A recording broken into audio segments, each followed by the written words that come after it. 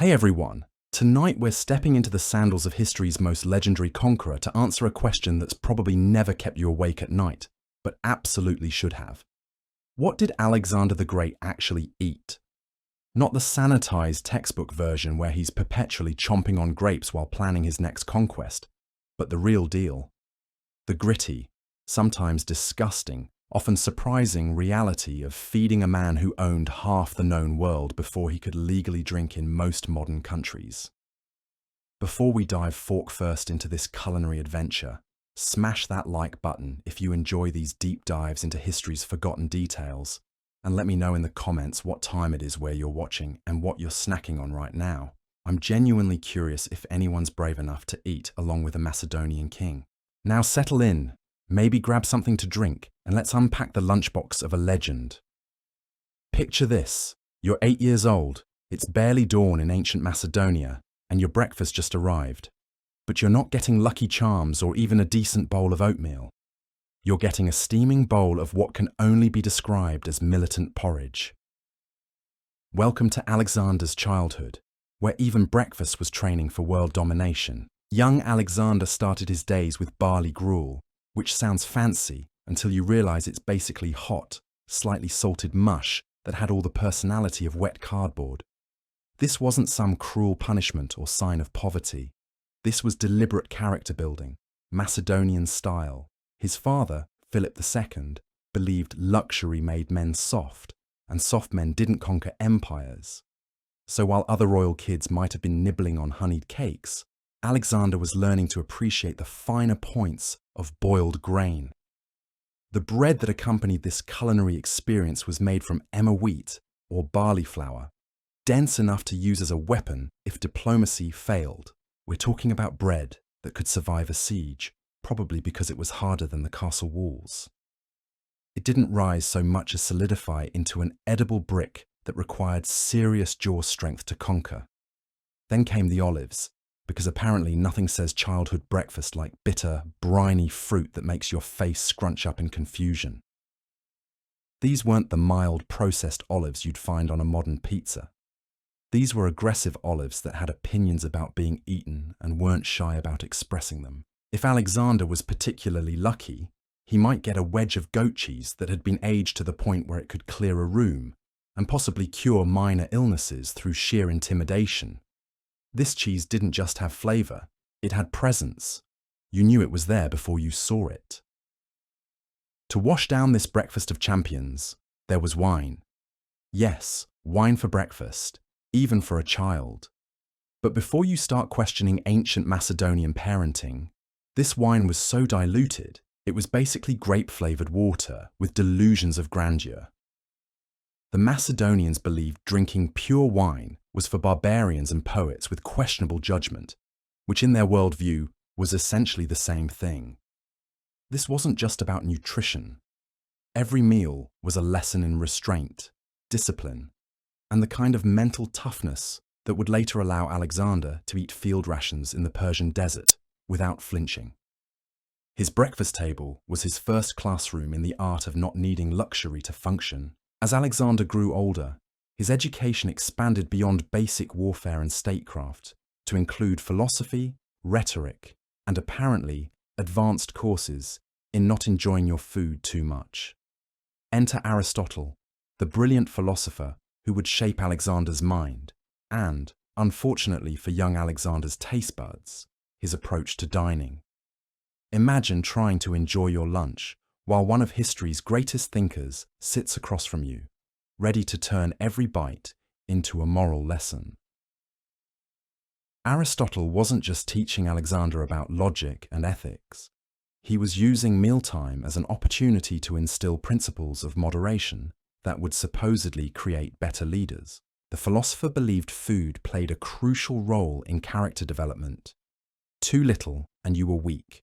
Too much and you were decadent. Somewhere in the middle, you got an empire and the self-control to manage it properly. Simple foods like lentils were considered good for the soul, which is impressive considering they taste like disappointment unless you're really creative with seasonings. Meanwhile, anything too sweet, spicy, or luxurious was treated with deep suspicion. as if indulgent food might corrupt your morals and have you lounging around in silk pajamas by sunset instead of planning military campaigns. Every meal became a test of character. Reach for seconds and Aristotle might raise an eyebrow and casually mention how gluttony dulls the mind and weakens the will. But this wasn't just philosophical food shaming.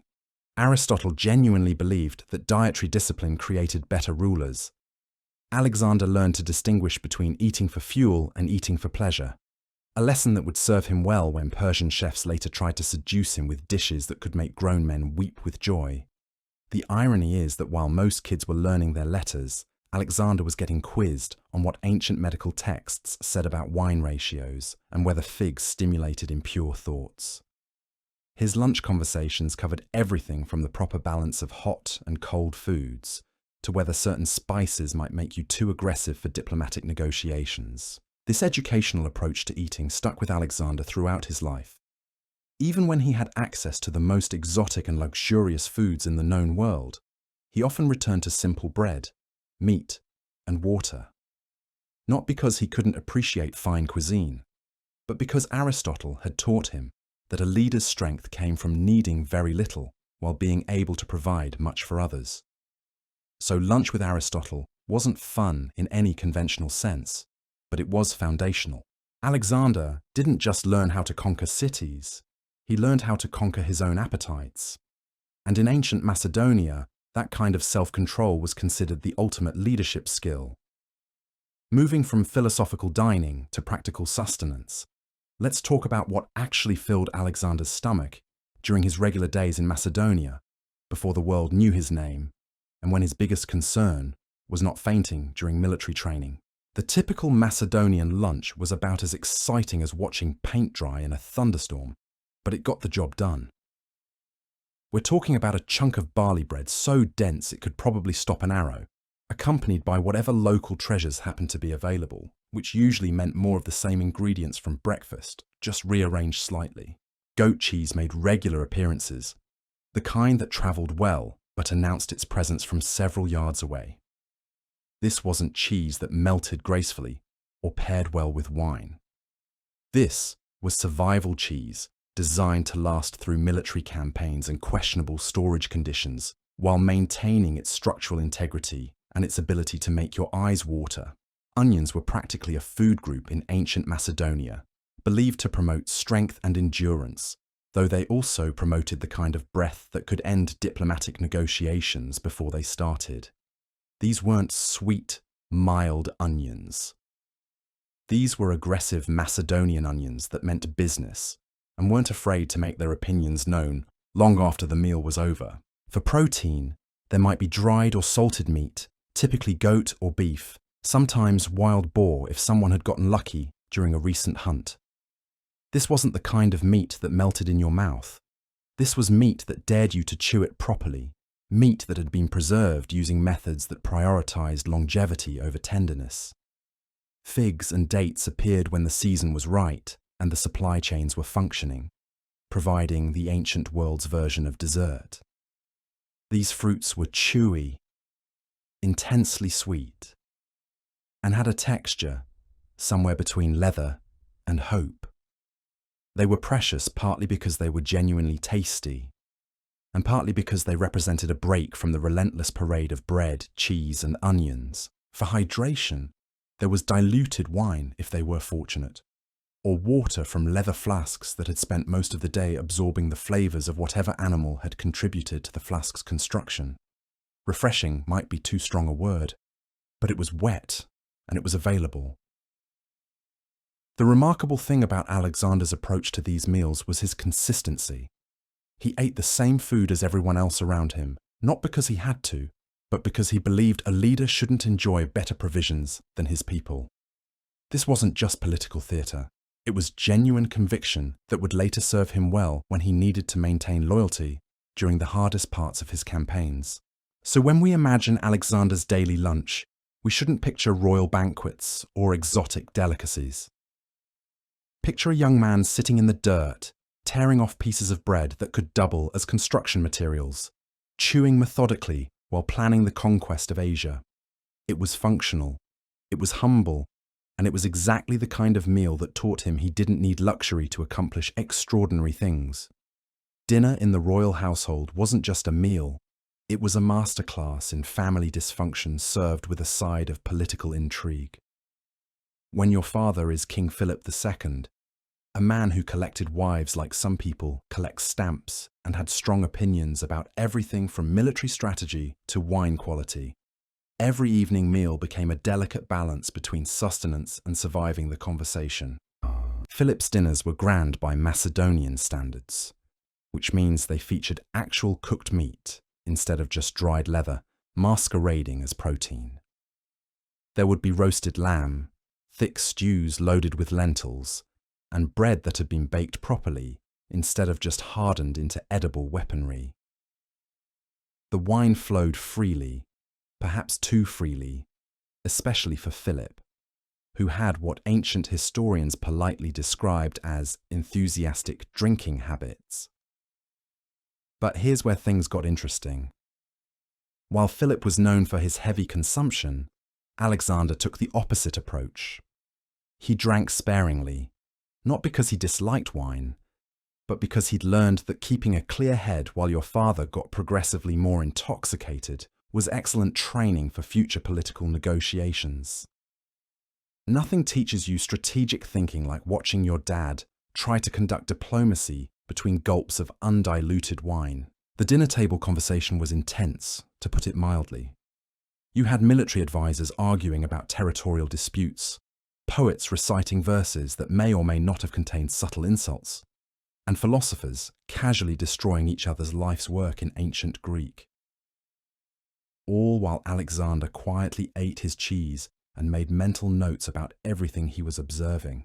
Philip would occasionally bring back exotic ingredients from his various military campaigns and political adventures, spiced fish that made your tongue tingle, honeyed pastries that seemed almost too good to be real, strange herbs that promised to enhance everything from your energy to your romantic prospects. Alexander would try these foreign delicacies, make appropriately appreciative sounds, but always return to his basic meal of bread, meat, and carefully measured wine.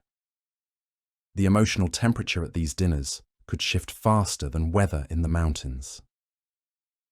Philip was simultaneously Alexander's greatest teacher and his most frustrating obstacle. Their relationship played out over plates of roasted meat and cups of wine, part mentor-student dynamic, part gladiatorial combat disguised as family dinner. One particularly memorable evening ended with Alexander storming out after Philip, deep in his cups, made some remarks that crossed the line from fatherly criticism into personal insult. This was before the whole assassination situation got out of hand, but it shows just how volatile these family meals could become. The food might have been decent, but the atmosphere was often toxic enough to ruin anyone's appetite. These dinners taught Alexander crucial lessons about leadership, politics, and human nature. He learned to read people's intentions through their behavior at the table. He discovered how alcohol could loosen tongues and reveal secrets. Most importantly, he figured out that maintaining his own discipline while others lost theirs gave him a significant advantage in any situation. But perhaps the most valuable lesson was learning to appreciate simple food while being surrounded by excess. Even when exotic delicacies were available, Alexander often chose the basic options. Not out of inability to enjoy finer things, but because he understood that a leader who needed luxury to be happy was a leader with dangerous weaknesses. So dinner with Dad wasn't just about family bonding over shared meals, it was advanced education in power dynamics, diplomatic strategy, and the art of staying sober while everyone around you was getting spectacularly drunk. Skills that would prove incredibly useful when he later found himself dining with conquered kings and suspicious allies across 3 continents. Now let's shift from family drama to the reality of feeding an army on the move. When Alexander decided to conquer the known world, he wasn't just planning battle strategies and siege tactics. He was also facing the logistical nightmare of keeping thousands of soldiers fed while marching across some of the most inhospitable terrain on the planet. Field rations in Alexander's army weren't designed for flavor or comfort. They were engineered for survival, portability, and the ability to provide enough energy to swing a sword effectively after walking 20 miles in full armor.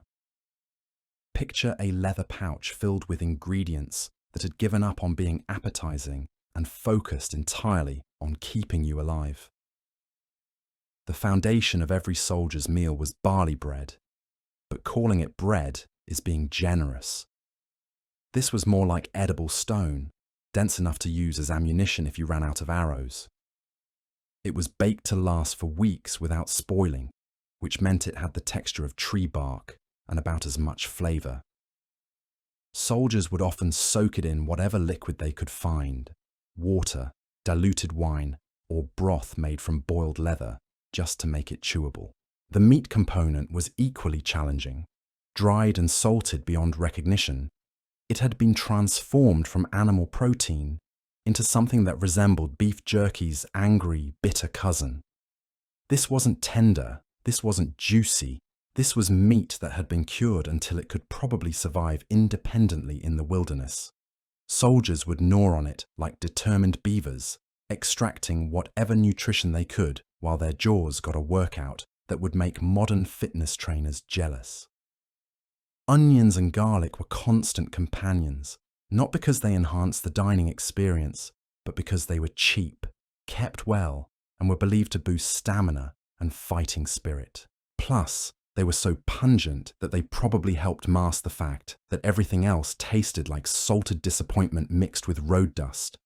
For hydration, there was diluted wine when supplies allowed, or water that had been filtered through leather and hope. The wine wasn't strong enough to impair judgment, but it was potent enough to kill some of the bacteria that might be lurking in questionable water sources. It was basically ancient sports drink with a slight alcoholic content and significantly less scientific backing. The remarkable thing about these field rations was their democracy. Alexander ate the exact same food as his soldiers, not because he was required to, not because supplies were limited, but because he believed that sharing hardship created loyalty. When your king is chewing the same leather-adjacent meat and struggling with the same rock-hard bread, it builds a connection that no amount of speeches about glory and conquest can match. There were occasional exceptions when they captured a city or won a particularly significant battle. Then, Alexander might allow a feast with actual fresh food, properly cooked meat, and wine that didn't taste like it had been filtered through a saddle. But these celebrations were rare and always followed by a return to the standard rations. The psychological impact of this shared suffering was enormous. Soldiers knew their leader understood exactly what they were enduring because he was enduring it alongside them. When Alexander said he understood their hunger, their exhaustion, their longing for a decent meal, it wasn't empty rhetoric. He was speaking from experience gained one terrible meal at a time. This approach to military dining created an army that was not just loyal, but genuinely devoted. They weren't just fighting for Alexander's vision of conquest. They were fighting for a leader who proved every day that he valued their welfare enough to share their hardships, even if those hardships included chewing bread that could probably be used to repair fortress walls in an emergency. But even the most disciplined army needs water, and water in the ancient world was often more dangerous than enemy arrows. This brings us to one of the most legendary moments in Alexander's relationship with food and drink, a story that perfectly captures his approach to leadership through shared sacrifice. Picture this. You've been marching for days through desert heat that could melt bronze. Your tongue feels like sandpaper, your lips are cracked, and every step kicks up dust that coats your throat like powdered misery.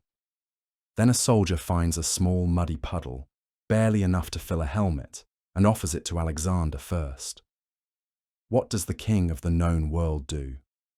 He thanks the man, takes the helmet, and pours every drop onto the ground in front of his entire army. This wasn't just dramatic theatre, though it certainly was that. This was Alexander making a statement that would echo through military history. If his men couldn't drink, neither would he. The message was crystal clear. We're in this together, from the highest commander to the newest recruit. no one gets special treatment, not even the guy who owns most of Asia. The practical reality behind this gesture was even more impressive. Ancient armies didn't have water purification tablets or portable filters. They had to rely on local sources, which might be contaminated, scarce, or controlled by hostile forces. Water discipline wasn't just about fairness, it was about survival. An army that hoarded resources for its leaders was an army that would eventually fragment under pressure. But let's be honest about the water they were actually drinking when they found it. We're not talking about crystal clear mountain springs. Most of the time, soldiers were consuming liquid that had been sitting in leather containers for days, absorbing flavors from whatever animal had contributed to the container's construction. It often tasted like it had been filtered through a sock that had seen better decades. When they did find freshwater sources, there was always the question of safety. Rivers might be polluted by upstream settlements, wells could be contaminated, and standing water was basically a breeding ground for everything that wanted to make you violently ill. The diluted wine wasn't just a cultural preference. It was often safer than the available water alternatives. Alexander's water discipline extended beyond dramatic gestures. He established strict rationing systems, ensured that water sources were tested whenever possible, and made sure that his army's route planning always included reliable water access. This wasn't glamorous leadership, but it was the kind of practical thinking that kept armies functional across thousands of miles of hostile territory. The helmet incident became legendary, not just because of its symbolism, but because it demonstrated Alexander's understanding of military psychology. Soldiers who believed their leader genuinely cared about their welfare would follow him into situations that would terrify mercenaries. They weren't just fighting for conquest. They were fighting for someone who proved daily that he valued their lives. This approach to shared hardship extended to every aspect of army life. When food was scarce, Alexander ate less. When conditions were harsh, he slept in the same tents as his officers. When water was rationed, he took his share and no more. It was leadership through example, and it created a bond between commander and troops that would carry them from Macedonia to India. The irony is that Alexander could have demanded better treatment. He had the power, the resources, and certainly the justification. Kings throughout history had enjoyed luxury while their armies suffered. But Alexander understood something that many leaders miss. True authority comes not from privilege, but from proving you deserve to be followed. So when we talk about Alexander's relationship with water, we're really talking about his philosophy of leadership. Every sip he took, every drop he refused, every gesture of shared sacrifice was building something more valuable than any conquest. Absolute loyalty from people who knew their leader would never ask them to endure anything he wasn't willing to face himself. Eventually, all that marching and conquering paid off in the most delicious way possible. When Alexander's armies swept into Persia, they didn't just encounter military resistance. They encountered a culinary revolution that would make their simple Macedonian meals seem like historical artifacts. Persian cuisine was everything Macedonian food wasn't: complex, luxurious, and designed to overwhelm the senses rather than just provide calories. These were the people who had perfected saffron-infused rice, lamb cooked in pomegranate reductions, and pastries so delicate they seemed to float rather than sit on plates. Walking into a Persian banquet after years of field rations must have felt like discovering colour after living in black and white. The Persians didn't just cook food, they orchestrated culinary experiences. Meals were served on golden dishes so ornate they probably had their own insurance policies. Crystal pitchers contained wines so refined they made Macedonian vintages taste like grape-flavoured water with commitment issues. Exotic fruits were arranged in pyramids that looked more like architectural achievements than snack arrangements. And then there was Alexander, king of barley porridge and philosophical restraint, walking into this gastronomic fever dream like a Spartan, entering a chocolate factory. The cultural shock must have been extraordinary. Here were people who considered it normal to spend hours preparing a single sauce, while Alexander's idea of food preparation was making sure his bread wasn't actively trying to escape. Did he indulge? Sometimes. Historical sources suggest he tried the saffron rice, the date-filled pastries, and wines so strong they needed their own diplomatic negotiations. But overall, he maintained his disciplined approach to eating, treating Persian luxury like a fascinating museum exhibit rather than a lifestyle upgrade. This wasn't just personal preference, it was strategic messaging. Alexander understood that his men were watching his every move. If their commander suddenly started lounging on silk cushions while eating food that cost more than a soldier's annual salary, it would undermine everything he'd built through shared hardship. The army that had followed him across Asia because he ate their rations and shared their water might start questioning whether he was still the same leader they'd chosen to follow. But he wasn't completely immune to Persian influence. Some ingredients did make their way into his meals: rose water for its subtle fragrance, cinnamon for its warmth, spices that added complexity without overwhelming the fundamental simplicity he preferred. It was cultural exchange rather than cultural conversion, borrowing elements that enhanced rather than replaced his basic approach to food. The real test came during formal banquets, elaborate affairs designed to demonstrate Persian hospitality and wealth. Alexander would sit at tables groaning under the weight of roasted peacocks, honey-glazed camels, and desserts that required engineering degrees to construct. Persian nobles watched carefully to see if this Macedonian conqueror would be seduced by their culinary sophistication. Instead, they witnessed something they probably didn't expect: a man who could appreciate artistry without being controlled by it. Alexander would taste everything, compliment his hosts appropriately, and then return to his simple meal of bread, meat, and carefully measured wine. He was demonstrating that conquest didn't mean being conquered by the lifestyle of those you'd defeated. This approach had practical benefits too. Persian cuisine was rich, heavy, and designed for people who spent their days in palaces rather than on battlefields. Soldiers who overindulged in elaborate Persian feasts often found themselves sluggish, uncomfortable, and poorly suited for the physical demands of military life. Alexander's dietary discipline wasn't just philosophical, it was tactically sound. Perhaps most importantly, his restrained approach to Persian luxury helped maintain unity in an increasingly diverse army. As his forces incorporated Persian soldiers and adopted Persian customs, Alexander's consistent eating habits served as a reminder of Macedonian values and identity. He was proving that you could appreciate other cultures without losing yourself in them. The Persian banquets also provided opportunities for diplomacy that went far beyond food. Sharing meals was how political alliances were formed, how former enemies became allies, and how cultural barriers were slowly dissolved. Alexander's presence at these elaborate dinners wasn't just about eating, it was about building the relationships that would hold his vast empire together. But even as he navigated the complex social dynamics of Persian court life, Alexander never forgot the lessons learned during those early meals with Aristotle. Luxury was seductive, but it was also dangerous. Leaders who needed elaborate meals to be happy were leaders with exploitable weaknesses. By maintaining his simple tastes, even when surrounded by Persian opulence, Alexander was protecting not just his own character, but his ability to lead effectively.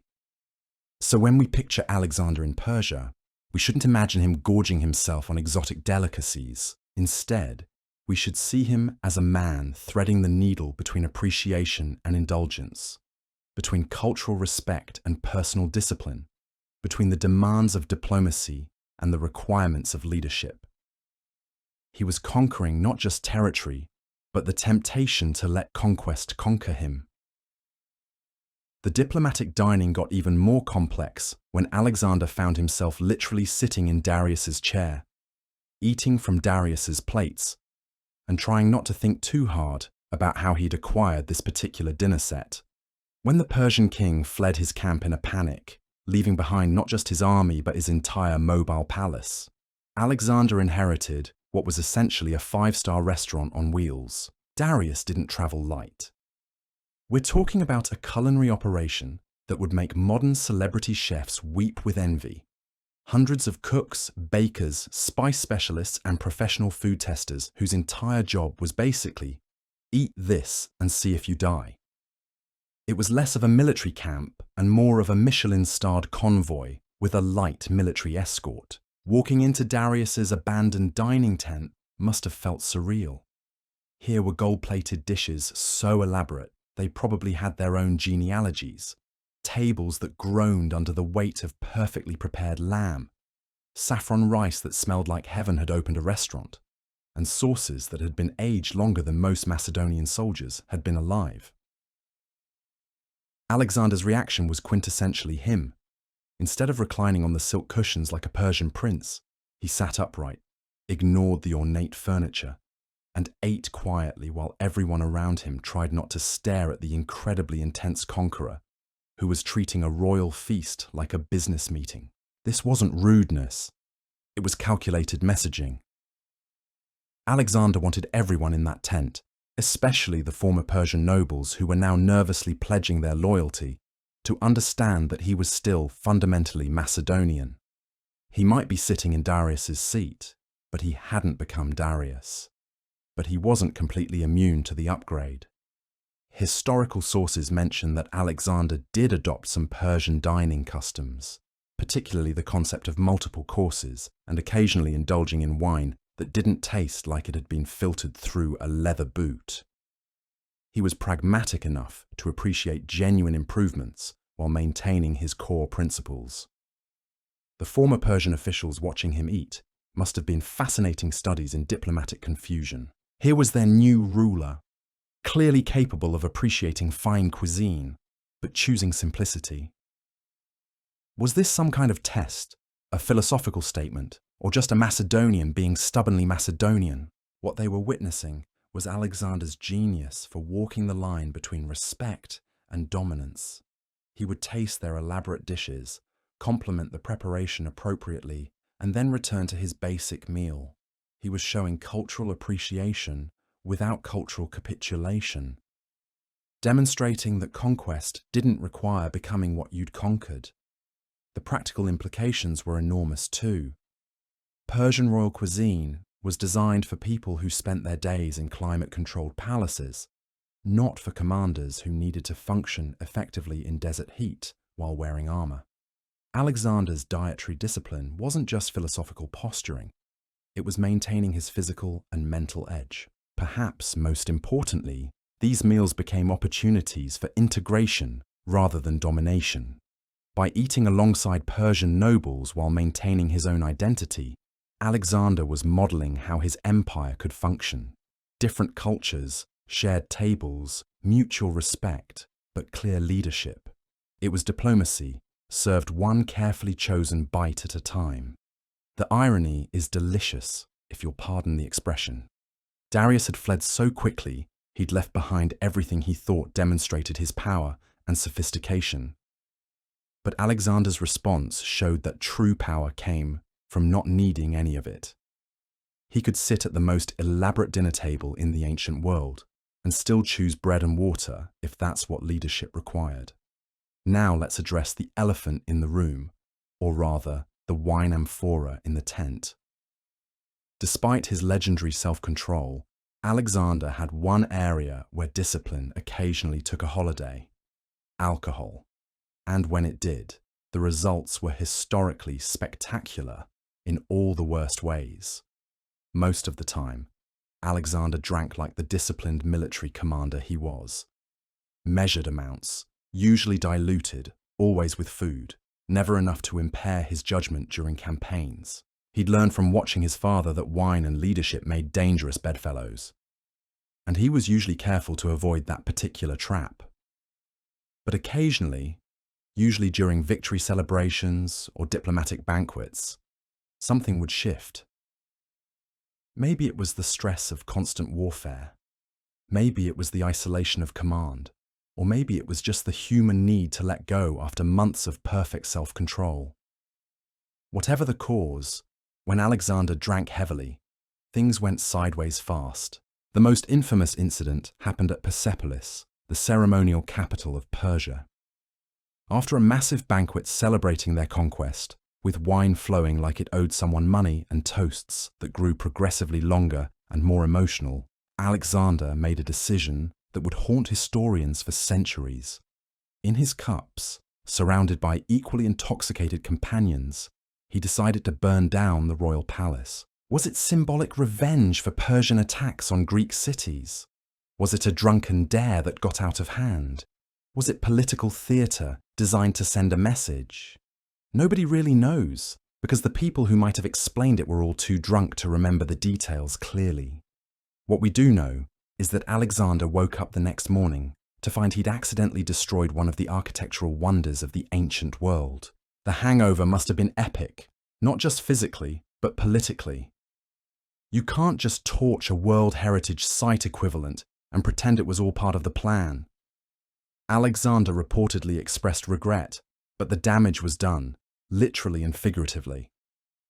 It was probably the most expensive drunk decision in ancient history, but the drinking incidents weren't just about property damage.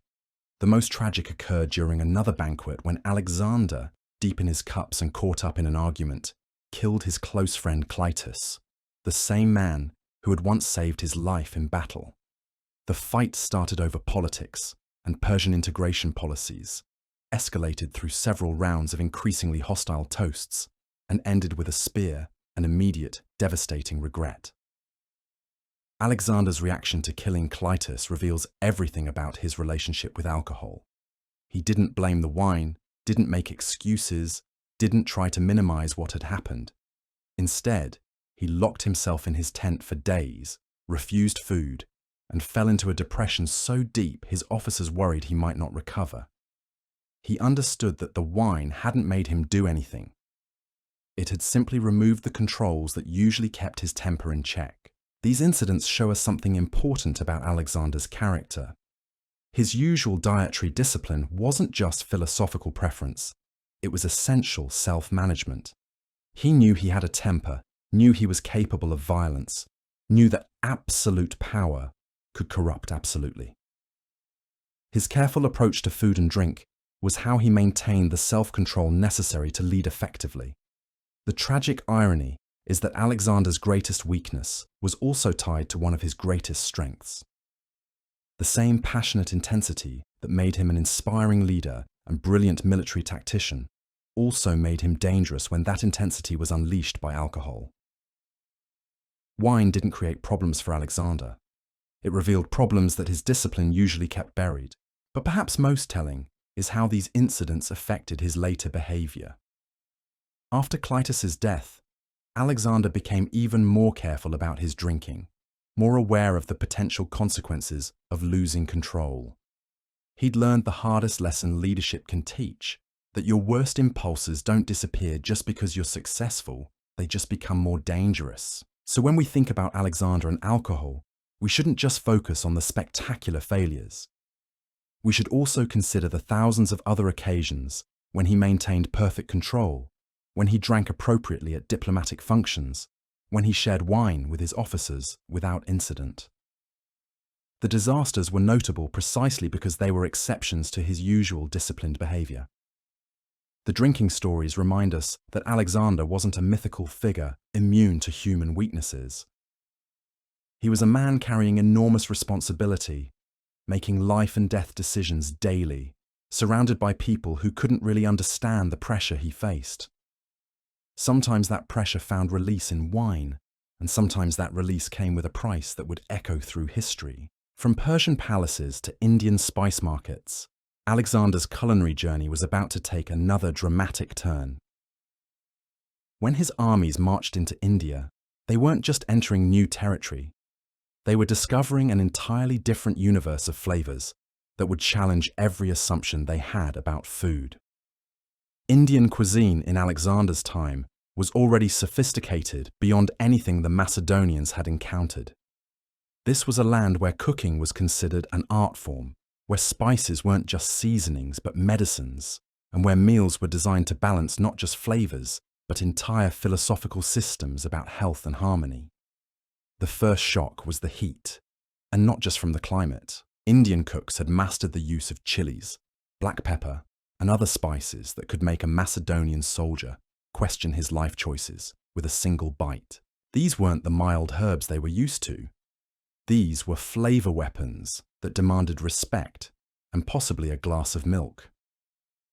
Then there were the cooking techniques that seemed like magic to people accustomed to roasting meat over open fires. Indian chefs were creating curries, complex stews where dozens of spices were layered and blended to create flavors that evolved as you ate them. One bite might taste earthy and warm, the next bright and sharp, the third sweet and cooling. It was like eating a symphony instead of a simple melody. Rice was another revelation. While Macedonians knew grains primarily as bread ingredients or porridge bases, Indians had elevated rice to an art form. Fragrant basmati varieties, colored with saffron, studded with nuts and dried fruits, cooked with such precision that each grain remained separate and perfect. It was carbohydrate craftsmanship that made barley bread seem tragically primitive. Alexander, ever the pragmatist, approached these new flavors with his characteristic curiosity tempered by caution. He tried the curries, sampled the rice dishes, and even experimented with some of the sweeter preparations. But he maintained his disciplined approach, treating Indian cuisine as another aspect of the culture to understand rather than a lifestyle to adopt. His soldiers, on the other hand, had more mixed reactions. Some embraced the new flavors enthusiastically, particularly after months of the same dried meat and hardtack bread. Others found the spice levels challenging, to put it diplomatically. There are probably lost historical accounts of Macedonian warriors crying into their curry while insisting they were fine and could definitely handle more heat. The cultural exchange went both directions. Indian cooks were fascinated by Macedonian techniques for preserving meat and their methods for making bread that could survive long journeys.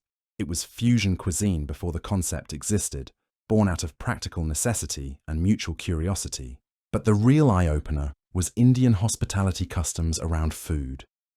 Meals weren't just about nutrition, they were elaborate social rituals with specific protocols for how food was served, in what order, and with what ceremonial elements. Alexander found himself navigating dinner parties that were simultaneously political negotiations, religious observances, and cultural education sessions.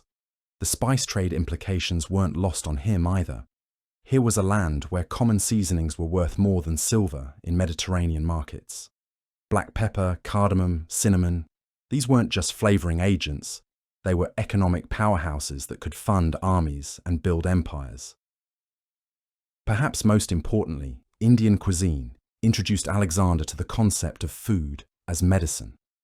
Indian cooks didn't just make things taste good, they carefully balanced ingredients believed to promote health, energy, and mental clarity. Turmeric for inflammation, ginger for digestion, various herbs and spices chosen not just for flavor, but for their supposed effects on the body and mind. This medicinal approach to cooking resonated with Alexander's philosophical training under Aristotle, who had taught him that food affected both body and soul. Here was a culture that had systematized those beliefs into a sophisticated culinary practice that treated every meal as an opportunity for healing and balance. The challenge, as always, was integration. How do you incorporate valuable new knowledge without losing your identity? Alexander's solution was typically pragmatic. Learn what was useful, respect what was different, but maintain the core principles that had brought him this far. Indian cuisine represented everything Alexander's empire was becoming: diverse, complex, challenging, and potentially overwhelming if not managed carefully. Like his empire itself, it required careful balance between appreciation and control. between openness to new experiences and loyalty to proven principles. The encounter with Indian food also highlighted something important about Alexander's leadership style. He didn't just conquer territories, he studied them, learned from them, and found ways to incorporate their strengths without compromising his own effectiveness. It was culinary diplomacy on a plate, one spice bite at a time. Yet for all the exotic spices and elaborate curries Alexander encountered in India, there was one simple food that kept calling him back like a culinary homing beacon. No matter how far he travelled, no matter what treasures filled his table, he always seemed to circle back to the humble, unassuming, aggressively bland lentil. Now, before you start picturing Alexander as some kind of legume enthusiast, let's be clear about what we're dealing with here. Ancient lentils weren't the carefully seasoned, Instagram-worthy bowls of today. These were basic, no-frills pulses that had all the personality of wet gravel and the aesthetic appeal of something you'd find at the bottom of a well. But that was exactly the point. Lentils represented everything Alexander valued in food. They were practical, portable, nutritious, and completely unpretentious. While Persian nobles were dining on jewel-encrusted peacocks, and Indian maharajas were savouring 30 spice curries, Alexander was contentedly spooning up what basically amounted to protein-rich mud. It was the dietary equivalent of wearing the same cloak for 3 years because it still kept the rain out. The psychological comfort factor can't be understated either. In a world where every meal could be a diplomatic minefield, where accepting the wrong dish might insult a powerful ally, and refusing another might start a war, lentils were neutral territory. They didn't come with cultural baggage or political implications. They were just there, reliable and boring and safe, like that friend who never causes drama but always shows up when you need them. But there was also a deeper philosophy at work here. Alexander had learned from Aristotle that the greatest strength came from needing the least. A ruler who required elaborate meals to be satisfied was a ruler with dangerous dependencies. Someone who could find contentment in a bowl of boiled lentils was someone who couldn't be controlled through luxury or broken by its absence. Historical sources suggest that even in Babylon, surrounded by the most sophisticated cuisine in the ancient world, Alexander would still request simple lentil dishes. Not as his only food, but as his anchor meal, his reminder of who he was beneath all the conquest and ceremony. It was like a culinary meditation, a way of staying connected to the disciplined young man who had started this journey with nothing but ambition and really terrible breakfast porridge. His officers and advisors probably thought he was being deliberately eccentric, like a modern billionaire who insists on flying economy class. But Alexander understood something they might have missed. Every time he chose simplicity over luxury, he was reinforcing the self-control that kept him effective as a leader. The lentil wasn't just food, it was a daily practice in maintaining perspective. The troops loved this about him too. Nothing builds loyalty like a commander who voluntarily eats the same bland provisions as everyone else, especially when he could easily demand better. When soldiers saw Alexander contentedly eating lentils while sitting on a throne worth more than their hometown, it sent a message that resonated far beyond any speech about shared sacrifice. And let's be honest about the practical benefits. Lentils were the perfect campaign food. They kept well, cooked quickly, provided solid nutrition, and didn't require elaborate preparation or exotic ingredients.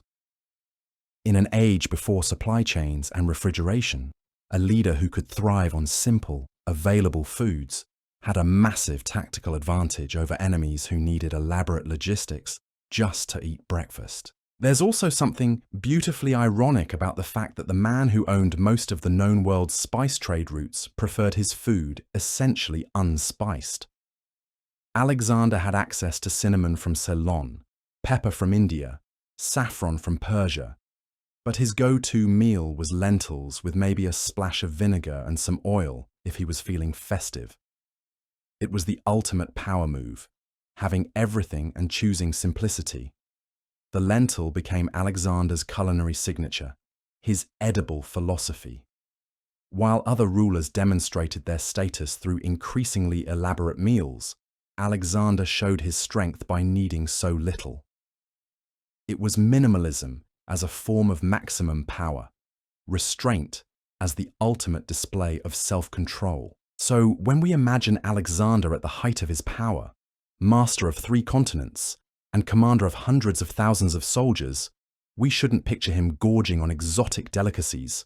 Instead, we should see him quietly eating lentils with the same focused attention he brought to military strategy, finding in those simple brown legumes a reminder of the discipline that had carried him from Macedonia to the edge of the world. Speaking of the edge of the world, let's talk about what Alexander ate when he wasn't sitting at elaborate banquet tables or sharing philosophical meals with conquered kings.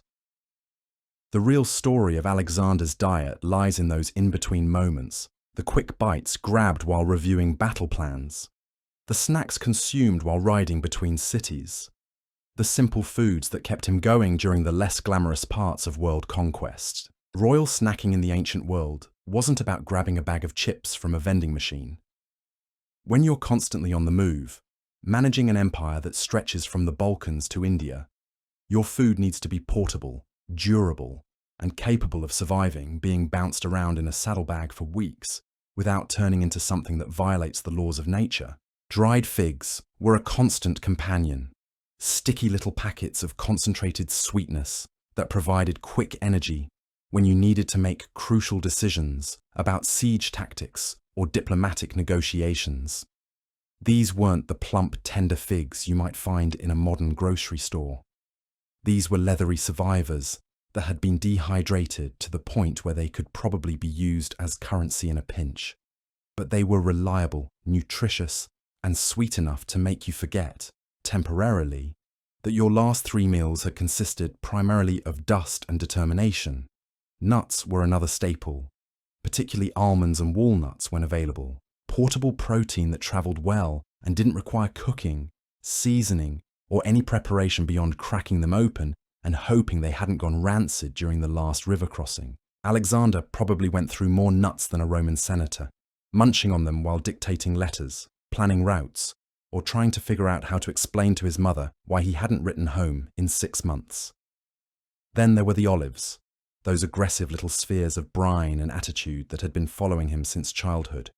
Travel olives were even more intense than the ones served at home, concentrated through preservation processes that turned them into flavor bombs, capable of waking you up faster than a Persian war cry.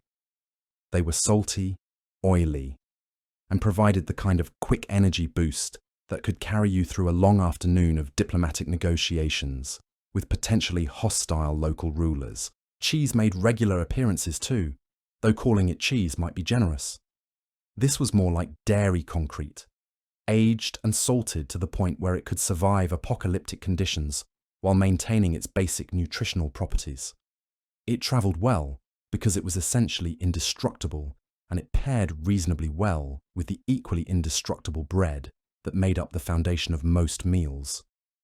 The bread itself deserves special mention, because Alexander's travel bread was less food and more architectural material, dense, dry, and designed to last longer than most marriages. It required serious commitment to consume. Soldiers would often soak it in whatever liquid was available just to make it chewable, turning mealtime into a kind of engineering project that required patience, determination, and strong jaw muscles. But here's what made Alexander's snacking habits remarkable. He ate the same road food as his officers and advisors, no special provisions, no royal delicacies hidden in his personal supplies. When everyone else was gnawing on leather-adjacent meat and bread that could double as armor plating, Alexander was right there with them, chewing thoughtfully while planning the conquest of the next kingdom. This wasn't just good leadership theatre, though it certainly was that. It was practical psychology.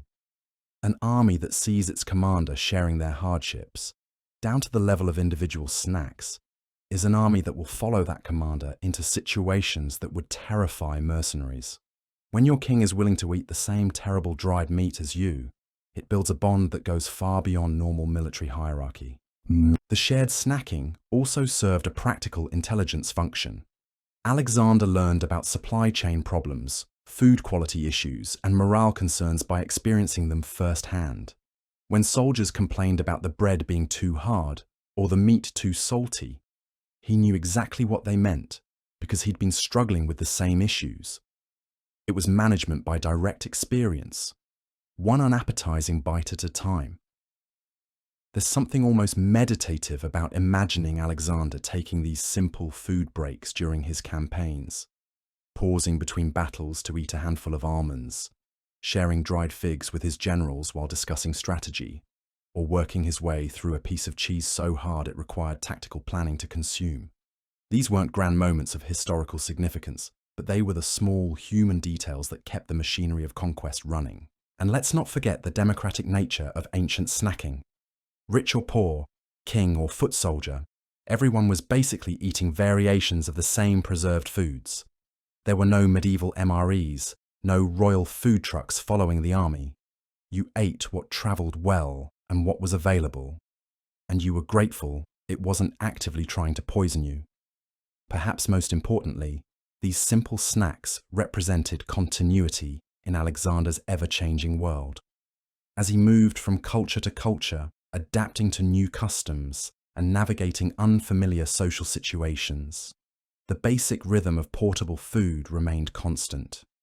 Dried figs in Macedonia tasted pretty much the same as dried figs in Persia, and cheese was cheese whether you were eating it in Egypt or Afghanistan. Now, not every meal in Alexander's empire was an exercise in military pragmatism or philosophical discipline. Occasionally, things got absolutely wild. And by wild, I mean the kind of banquet that would make modern party planners weep with either admiration or terror. These were the victory celebrations, the diplomatic spectacles, and the ceremonial feasts that reminded everyone why conquering the known world came with certain perks. Victory banquets were less dinner parties and more theatrical productions, featuring food as the main character. Picture this. You've just captured another major city. Your soldiers are flush with triumph and probably several types of wine, and local officials are desperately trying to demonstrate their loyalty through the medium of increasingly elaborate cuisine. The result was culinary chaos that could last for days. These weren't your typical sit-down dinners. We're talking about roasted animals so large they required engineering crews to position them properly. Peacocks stuffed with smaller birds, which were themselves stuffed with even smaller birds, creating a kind of poultry matryoshka doll that probably violated several laws of nature. Honey-glazed camels that looked more like edible architecture than actual food. Tables so loaded with dishes, they required structural support to prevent catastrophic collapse. The entertainment was equally over the top. Fire-breathing dancers weaving between the tables, acrobats performing feats that defied physics while balancing on stacks of bread, musicians playing instruments that had been invented specifically for that evening's festivities. It was dinner theatre taken to its logical extreme, where the line between meal and performance art had been completely obliterated. Alexander's role in these spectacles was fascinating to observe. He would attend, participate appropriately, and make all the right diplomatic sounds about the incredible hospitality. But even surrounded by this sensory overload, he maintained his characteristic restraint. While guests around him were loosening their belts and calling for stretchers, Alexander would eat moderately, drink carefully, and somehow manage to stay alert enough to conduct actual business between courses. The political implications of these feasts were enormous. Every dish was a statement, every toast a negotiation, every seating arrangement a complex diplomatic calculation. Who sat where, what they were served, and how they responded to the food all carried meaning that could affect the future of entire regions. Alexander had to navigate this culinary diplomacy while simultaneously managing his own officers, monitoring potential threats, and ensuring that celebration didn't turn into the kind of chaos that ended empires. But the truly weird stuff happened when different cultural traditions collided at the same table. Imagine trying to blend Persian ceremonial dining with Macedonian military traditions and Indian hospitality customs, all while maintaining some semblance of order among people who had been fighting each other just weeks earlier. The result was often bizarre fusion cuisine that nobody had planned and few people understood. Some banquets featured dishes that seemed designed more for shock value than nutrition.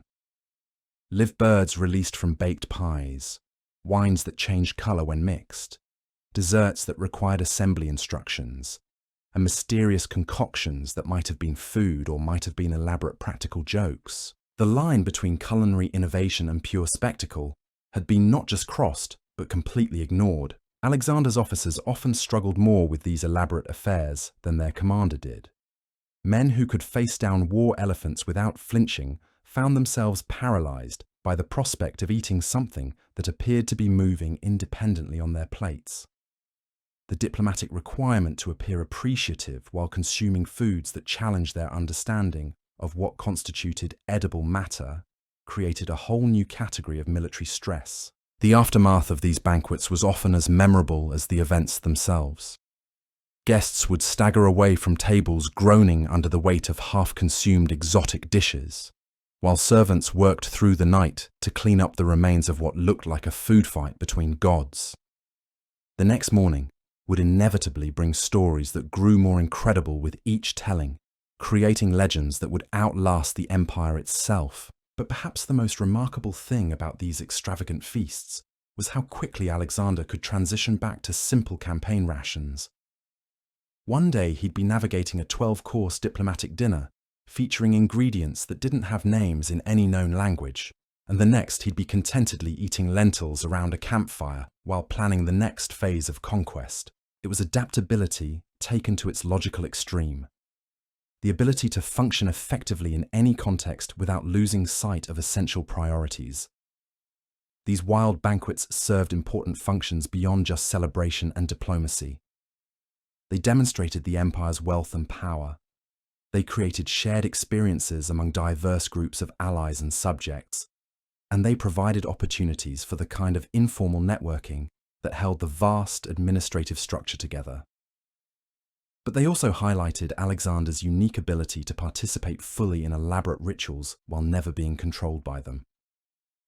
As Alexander's campaign stretched on and his empire grew ever larger, the sheer logistics of keeping him fed became a fascinating study in ancient project management. We're not just talking about packing a lunch here. We're talking about coordinating food supplies across 3 continents for a court that never stayed in one place long enough to develop a reliable local supply chain. The mobile nature of Alexander's leadership created unprecedented challenges for his provisioning officers. Traditional armies might establish supply bases and operate within relatively limited geographical areas, but Alexander's forces were constantly moving, often into territories where the local cuisine was completely unfamiliar and potentially unsuitable for Mediterranean stomachs that had never encountered serious spice levels. Advance teams would be sent ahead to assess local food availability, quality, and safety. These weren't just quartermaster checks. They were cultural reconnaissance missions. What did the locals eat? How did they prepare it? Could Macedonian soldiers survive on it without developing the kind of digestive issues that could compromise military effectiveness? Were there foods that might be considered sacred or forbidden, creating diplomatic problems if consumed inappropriately? The cultural complexity of feeding a diverse army across multiple civilizations was staggering. Alexander's forces now included Macedonians, Greeks, Thracians, Persian cavalry, Indian auxiliaries, and dozens of other ethnic groups, each with their own dietary restrictions, preferences, and religious considerations. Creating meals that satisfied everyone without offending anyone required the diplomatic skills of a United Nations committee and the logistical capabilities of a modern corporation. Religious dietary laws added another layer of complexity. Some groups couldn't eat certain animals, others had specific preparation requirements, and still others observed fasting periods that had to be respected even during military campaigns. Alexander's provisioning officers became experts not just in nutrition and logistics, but in comparative theology and cultural anthropology. The seasonal nature of ancient agriculture meant that food availability changed dramatically throughout the year and varied widely by region. What was abundant in Egypt during harvest season might be completely unavailable in Central Asia during winter. Long-term menu planning required understanding agricultural cycles across multiple climate zones while accounting for the unpredictable timing of military campaigns. Storage and preservation presented constant challenges in an age before refrigeration or advanced food preservation technology. Everything had to be dried, salted, pickled, or fermented to survive transport, and even then, spoilage was a constant concern. Food inspectors became crucial members of the army, responsible for determining what was safe to eat and what needed to be discarded before it poisoned half the officer corps. Weather could destroy carefully planned supply chains in a matter of hours. Unexpected storms could ruin stored grain, extreme heat could spoil preserved meat, and flooding could contaminate water sources and destroy cooking facilities. Backup plans needed backup plans, and flexibility became more important than efficiency. The economic implications were enormous too. Feeding an army of this size and complexity required negotiating with suppliers across multiple kingdoms, managing currency exchanges between different monetary systems, and establishing credit relationships with merchants who might never be paid if the military situation changed suddenly. Transportation logistics were equally complex. Food had to be moved by ship, cart, pack animal, and human porter across deserts, mountains, rivers, and enemy territory. Each method had different capabilities and limitations, and coordinating them all required the kind of detailed planning that would challenge modern supply chain managers with computers and satellite communication. Quality control became a matter of life and death, not just individual health. Contaminated food could disable entire units. Poor nutrition could affect combat effectiveness, and dietary dissatisfaction could undermine morale and discipline. Alexander's food inspectors had to balance safety with availability, nutrition with palatability, and cultural sensitivity with practical limitations. Perhaps most remarkably, this entire complex operation had to function while the army was actively engaged in warfare. Supply lines had to be protected from enemy raids, cooking facilities had to be established and dismantled rapidly, and meal schedules had to accommodate unpredictable battle timing. It was like running a restaurant chain while simultaneously fighting a war across multiple continents. The success of this logistical miracle was largely invisible to history, because it worked. Armies that are properly fed don't make headlines for logistical failures. But the smooth functioning of Alexander's supply system was one of the key factors that enabled his unprecedented string of military successes. You can't conquer the world on an empty stomach, and Alexander's empire ran on the quiet competence of people who ensured that empty stomachs were never a limiting factor in his ambitions. By the time Alexander reached Babylon, his relationship with food had evolved into something far more complex than simple sustenance. This wasn't just about eating anymore. It was about managing the cultural symbolism of every meal while maintaining the personal discipline that had carried him from Macedonia to the edge of the known world. Babylon represented the culmination of everything Alexander's culinary journey had been building toward. Here was a city that had been the center of civilization when Macedonia was still figuring out basic agriculture.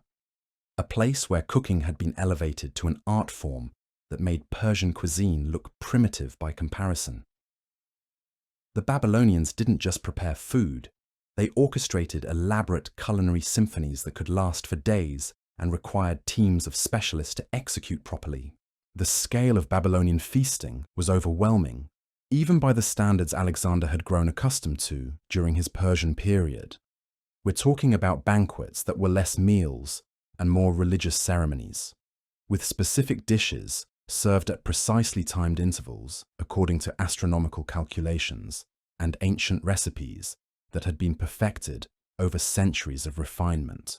Alexander found himself navigating not just diplomatic dinners, but cosmic dining experiences, where every course was aligned with celestial movements and designed to honor specific deities while simultaneously demonstrating the host's wealth, sophistication, and connection to divine powers. It was dinner as performance art meets religious ritual meets political theatre, all served on dishes that were probably worth more than most kingdoms' annual tax revenue. Yet even in this environment of ultimate culinary sophistication, Alexander maintained his characteristic approach. He would participate appropriately, show proper appreciation for the artistry and hospitality, but still return to his simple preferences when the ceremonial requirements were satisfied. It was a remarkable display of cultural adaptability, combined with unwavering personal discipline. The contrast must have been striking to observers. Here was the master of the known world, seated at tables groaning under the weight of dishes that represented centuries of culinary evolution, calmly eating his bread and lentils while surrounded by enough exotic delicacies to stock a modern gourmet food festival. It wasn't rejection of Babylonian culture. It was integration without assimilation, appreciation without dependence. But Babylon also marked the beginning of the end, though nobody knew it at the time. The constant stress of managing an empire that spanned 3 continents, the physical toll of years of campaigning, and the psychological pressure of maintaining discipline while surrounded by unprecedented luxury were all taking their toll. Even Alexander's legendary self-control had limits, and those limits were becoming more apparent in his eating and drinking patterns. The final banquets in Babylon were different from earlier celebrations. There was an intensity, almost a desperation, in the festivities that suggested everyone involved sensed something was changing. Alexander participated in increasingly elaborate dining rituals, but observers noted that he seemed to be going through the motions rather than genuinely enjoying the experiences. The famous last feast, whatever its exact details, represented the convergence of everything Alexander's relationship with food had always embodied: discipline and indulgence, cultural appreciation and personal identity, leadership through shared experience, and the isolation of ultimate authority. It was the final chapter of a culinary journey that had begun with barley porridge in Macedonia and ended with the most sophisticated cuisine in the ancient world. When Alexander fell ill after that final banquet, whether from poison, disease, or simple exhaustion, it marked the end of more than just one man's life. It was the conclusion of an unprecedented experiment in cultural integration, military logistics, and personal discipline that had reshaped the ancient world through the medium of shared meals and common hunger. The empire he built would fragment and evolve, but the memory of a leader who ate lentils while sitting on golden thrones, who shared water rations with common soldiers while dining with conquered kings, would become the stuff of legend. Alexander had proven that true power came not from needing the finest things, but from being able to appreciate them without being controlled by them. His approach to food became a template for leadership that transcended military conquest. The idea that a ruler should share the hardships of those they lead, that discipline in small things enables success in great ones, and that cultural appreciation doesn't require cultural capitulation, all found expression in Alexander's relationship with his meals. In the end, Alexander's greatest conquest wasn't territorial, but personal. He had successfully navigated the most seductive cuisines in the ancient world without losing his essential identity or compromising the principles that had made his success possible. He had eaten with gods and kings while remaining fundamentally the same disciplined young man who had started this journey with nothing but ambition and really terrible breakfast porridge. The last meal was over, but the lessons it represented would echo through history, carried forward by leaders who understood that how you eat reveals who you are, and who you are determines what you can accomplish. Alexander had shown the world that conquest begins not with the sword, but with the discipline to choose lentils over luxury, even when you can have anything you want. The question of what would happen if Alexander the Great walked into a modern restaurant is actually more fascinating than it might initially seem. This wasn't a man who made decisions lightly, especially about food, and his choices would reveal everything about how his ancient sensibilities would clash with our contemporary culinary chaos. First, he'd probably spend a solid 10 minutes just staring at the menu in what could only be described as philosophical bewilderment. Remember, this is someone who grew up when your dining options were basically whatever didn't run away fast enough, and bread that could double as a construction material. Suddenly being confronted with 17 different ways to prepare chicken, none of which involve simply roasting it over an open fire, would require some serious mental adjustment. The whole concept of fusion cuisine would probably break his brain entirely. Alexander spent years carefully navigating the diplomatic minefield of cultural integration through food, learning when to appreciate Persian sauces without offending Macedonian sensibilities, when to try Indian spices without appearing to abandon his roots. The idea that someone would just casually throw Korean barbecue into Italian pasta for no reason other than it seemed like a good idea would strike him as either genius or complete madness. But here's where it gets interesting. Alexander would probably gravitate toward the simplest, most straightforward options available. Not because he couldn't appreciate complexity, but because he'd learned that the best choices were usually the ones that didn't require extensive explanation or cultural interpretation. He'd scan past the truffle-infused everything and the molecular gastronomy experiments, looking for something that resembled actual food rather than an art project masquerading as dinner. The portion sizes would absolutely mystify him. Ancient meals were about getting enough calories to function effectively, not about creating Instagram-worthy presentations that left you hungry an hour later. The modern tendency to serve tiny, perfectly arranged portions on enormous plates would strike him as either elaborate practical joke or evidence that our civilization had fundamentally misunderstood the purpose of eating. He'd probably order something like grilled lamb or roasted chicken, hold the fancy sauces, maybe with some bread that hadn't been turned into a sculptural element. Simple, recognizable, functional. The kind of meal that wouldn't distract from whatever important business needed to be conducted over dinner. Because for Alexander, meals were always secondary to the larger objectives they served. The service style would present its own challenges. Alexander was accustomed to eating with his hands, sharing communal dishes, and conducting serious conversations while tearing meat off bones with the efficiency of someone who had learned to eat quickly before the next crisis demanded attention. The elaborate dance of modern fine dining, with its multiple utensils and carefully choreographed courses, would seem unnecessarily complicated for what should be a straightforward transaction. But perhaps most tellingly, Alexander would probably want to eat whatever his companions were having. This wasn't a man who enjoyed privilege that separated him from the people around him. If he was dining with modern friends or colleagues, he'd want to share their experience rather than ordering something special that marked him as different or superior. The whole concept of dietary restrictions and food allergies would fascinate him from a purely intellectual standpoint.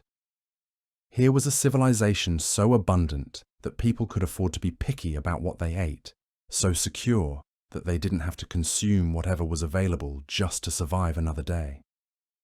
It would represent everything his conquests had been trying to achieve.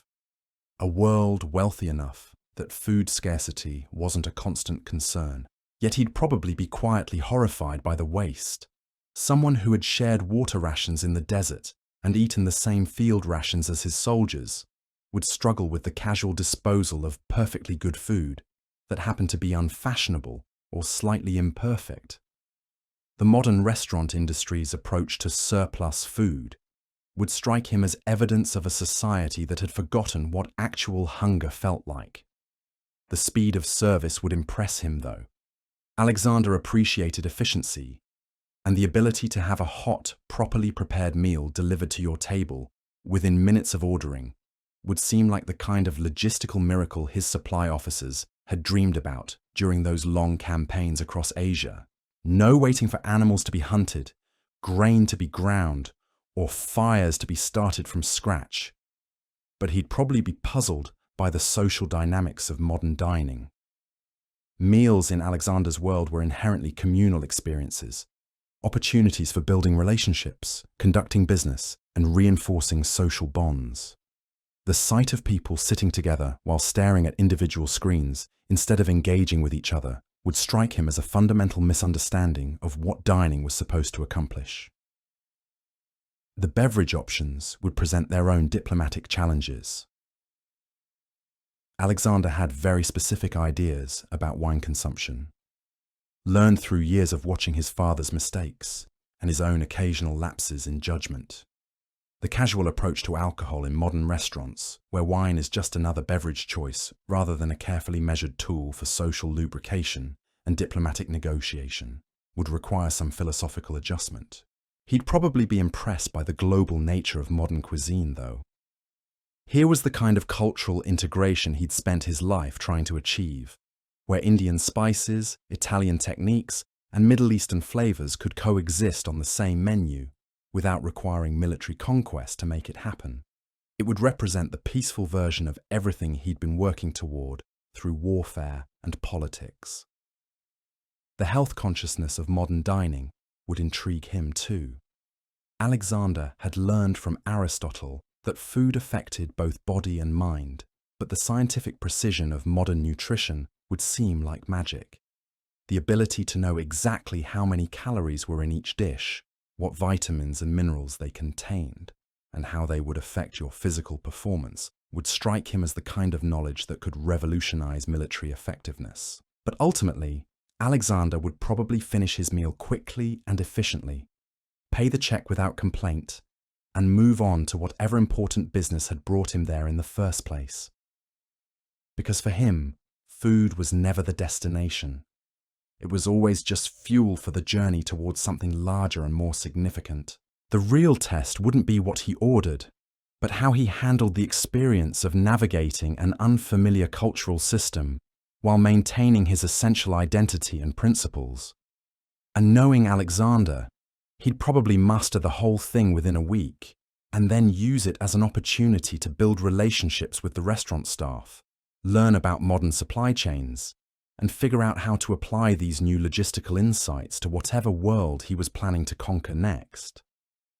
But let's dig deeper into something that often gets overlooked when we talk about Alexander's dietary habits: the sheer physical demands of his lifestyle, and how his food choices supported what was essentially the ancient world's most extreme endurance sport. We're not just talking about occasional battles here, we're talking about a man who spent the better part of his adult life in constant motion, covering distances that would challenge modern athletes while wearing armor and making life or death decisions daily. Consider the caloric requirements alone. Alexander wasn't sitting in a palace managing his empire through bureaucrats and messengers. He was personally leading armies across deserts, over mountains, through forests, and into battles that could last for hours of intense physical combat. Modern military nutritionists estimate that soldiers in combat conditions require between 3,500 and 5,000 calories per day just to maintain basic function. Alexander was doing this for years without break. Yet his food choices consistently prioritized sustainability over immediate energy. While other leaders might have gorged themselves during times of plenty to compensate for future scarcity, Alexander maintained remarkably consistent eating patterns regardless of circumstances. This wasn't just philosophical discipline, it was practical metabolic management. His body had to function reliably whether he was dining in a Persian palace or sharing dried meat around a campfire in Afghanistan. The hydration aspect becomes even more critical when you consider the climates he operated in. Desert warfare in an age before modern water purification meant that every drop consumed was potentially life-threatening if contaminated, but dehydration was an immediate and certain danger. Alexander's famous water-sharing incidents weren't just leadership theatre. They were calculated decisions about resource allocation that could determine whether his entire army remained combat effective. His preference for simple, familiar foods also served a crucial physiological function that modern sports science is only beginning to understand. Digestive stress can severely impair physical performance, and eating unfamiliar foods in high-stress situations is an excellent way to compromise your body's ability to process nutrients efficiently. By sticking to foods his system was accustomed to, Alexander was optimizing his body's ability to extract maximum energy from limited resources. The psychological aspects are equally fascinating. Modern research shows that decision fatigue is a real phenomenon, that the mental energy required to make choices about minor details can compromise your ability to make important decisions later. By establishing consistent eating habits, Alexander was essentially automating a significant portion of his daily routine, preserving mental resources for the strategic thinking that kept his empire functioning. But there's another layer here that reveals something profound about Alexander's understanding of leadership psychology. Food sharing wasn't just about building loyalty. It was about creating a shared physiological experience that bonded groups together in ways that went deeper than conscious thought. When you've eaten the same terrible dried meat and struggled with the same rock-hard bread as someone else, you develop a form of solidarity that transcends normal military hierarchy. This shared suffering through food created what modern military psychologists would recognize as unit cohesion. But Alexander was achieving it through dietary choices rather than formal training programs. His soldiers weren't just following orders. They were following someone who had proven through thousands of small daily choices that he genuinely understood and shared their experience. The medical implications of his eating habits become more apparent when you consider the health challenges of ancient campaign life.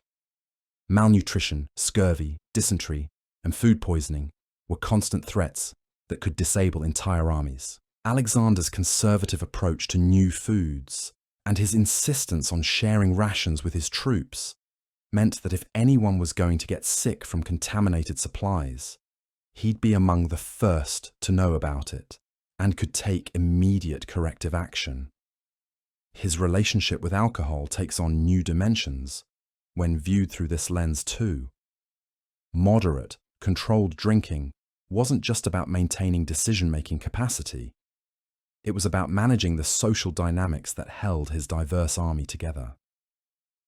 Sharing diluted wine created opportunities for informal communication and relationship building without the loss of control that could undermine command authority. The seasonal aspects of his eating patterns reveal sophisticated understanding of how nutrition affects performance over time.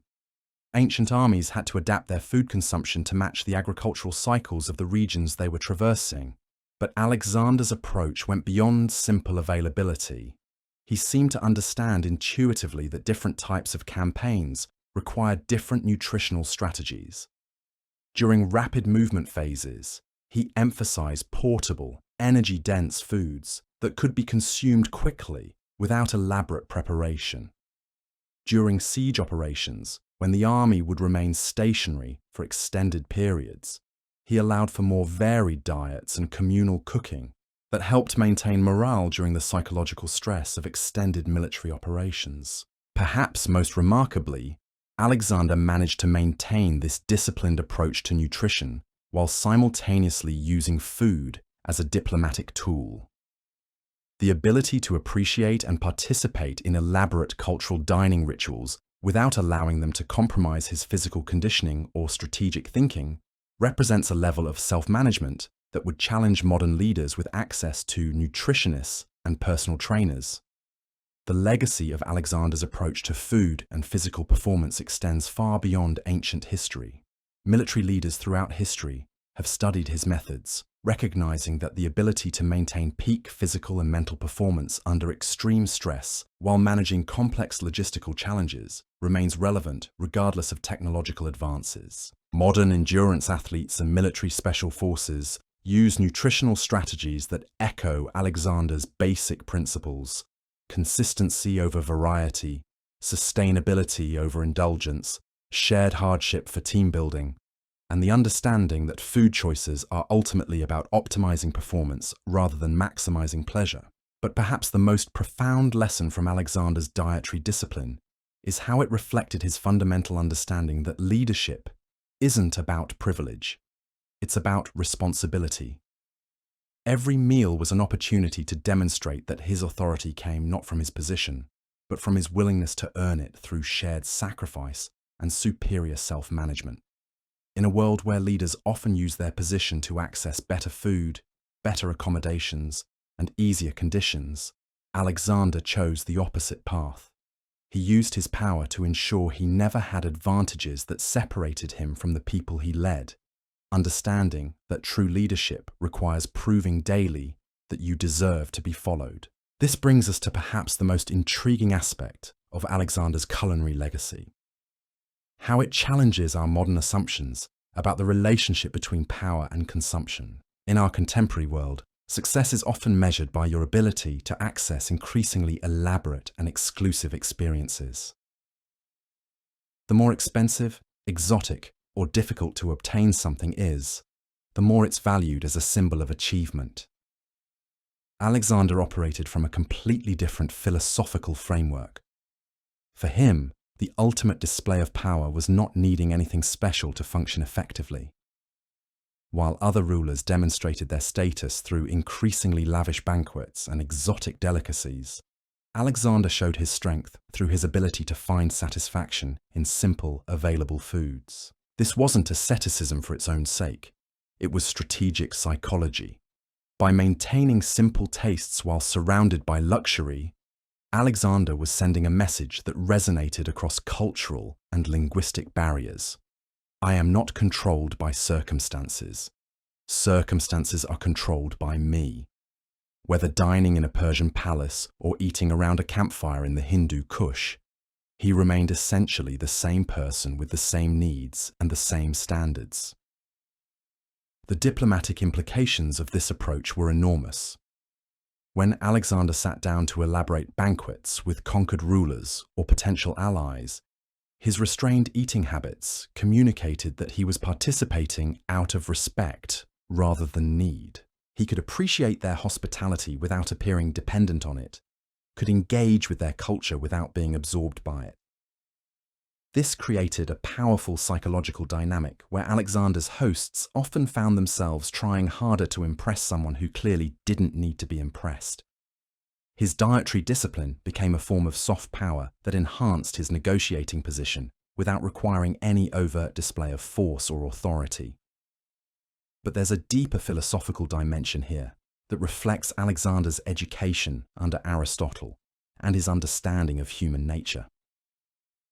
The philosopher had taught him that true freedom came from mastering your desires rather than being mastered by them. In a world where most people were controlled by their appetites, someone who could enjoy fine food without needing it possessed a form of independence that was both enviable and slightly intimidating. This principle extended beyond food to every aspect of Alexander's leadership style. He didn't just refrain from culinary excess. He demonstrated through countless daily choices that he was motivated by larger purposes rather than personal comfort or pleasure. This gave his commands a moral authority that went beyond mere military rank. The contrast with other historical leaders is striking. Many rulers throughout history have been remembered as much for their excesses as for their achievements. Their love of luxury, their elaborate feasts, their expensive tastes become part of their historical identity, sometimes overshadowing their actual accomplishments. Alexander achieved the opposite effect. His restraint became legendary, his simple tastes became symbols of his strength, and his dietary discipline became evidence of his fitness to rule. He transformed what could have been seen as deprivation into a demonstration of superior character and strategic thinking. Modern leadership theory has rediscovered many of these principles, recognizing that leaders who share the experiences of those they lead tend to be more effective than those who separate themselves through privilege. But Alexander was practicing these concepts over 2,000 years before they became formal management techniques. The sustainability aspect of his approach is equally relevant today. Alexander's empire had to function across vast distances with limited communication and uncertain supply lines. Leaders who required special accommodations or elaborate support systems would have been liabilities rather than assets in such an environment. By maintaining simple needs and flexible standards, Alexander ensured that he could function effectively regardless of circumstances. This adaptability became one of his greatest strategic advantages, allowing him to operate successfully in environments that would have paralyzed more demanding commanders. But perhaps most importantly, Alexander's approach to food reveals his understanding that leadership is ultimately about service rather than privilege. Every simple meal he chose over available luxury was a reminder that his role was to enable others' success rather than to maximize his own comfort. This service-oriented mindset permeated every aspect of his leadership and helps explain why his soldiers remained loyal through years of hardship and danger. They weren't just following someone who happened to be in charge. They were following someone who had proven through countless small choices that he valued their welfare over his own convenience. The enduring fascination with Alexander's dietary habits reflects our ongoing struggle with these same questions about power, responsibility, and the relationship between leaders and those they serve. In an age where leadership often seems synonymous with privilege and excess, Alexander's example offers a different model based on discipline, sacrifice, and shared experience. His legacy suggests that true power comes not from your ability to consume whatever you want, but from your ability to want only what serves your larger purposes. It's a lesson that remains as relevant today as it was over 2,000 years ago, carved into history one simple meal at a time. The story doesn't end with Alexander's death, though.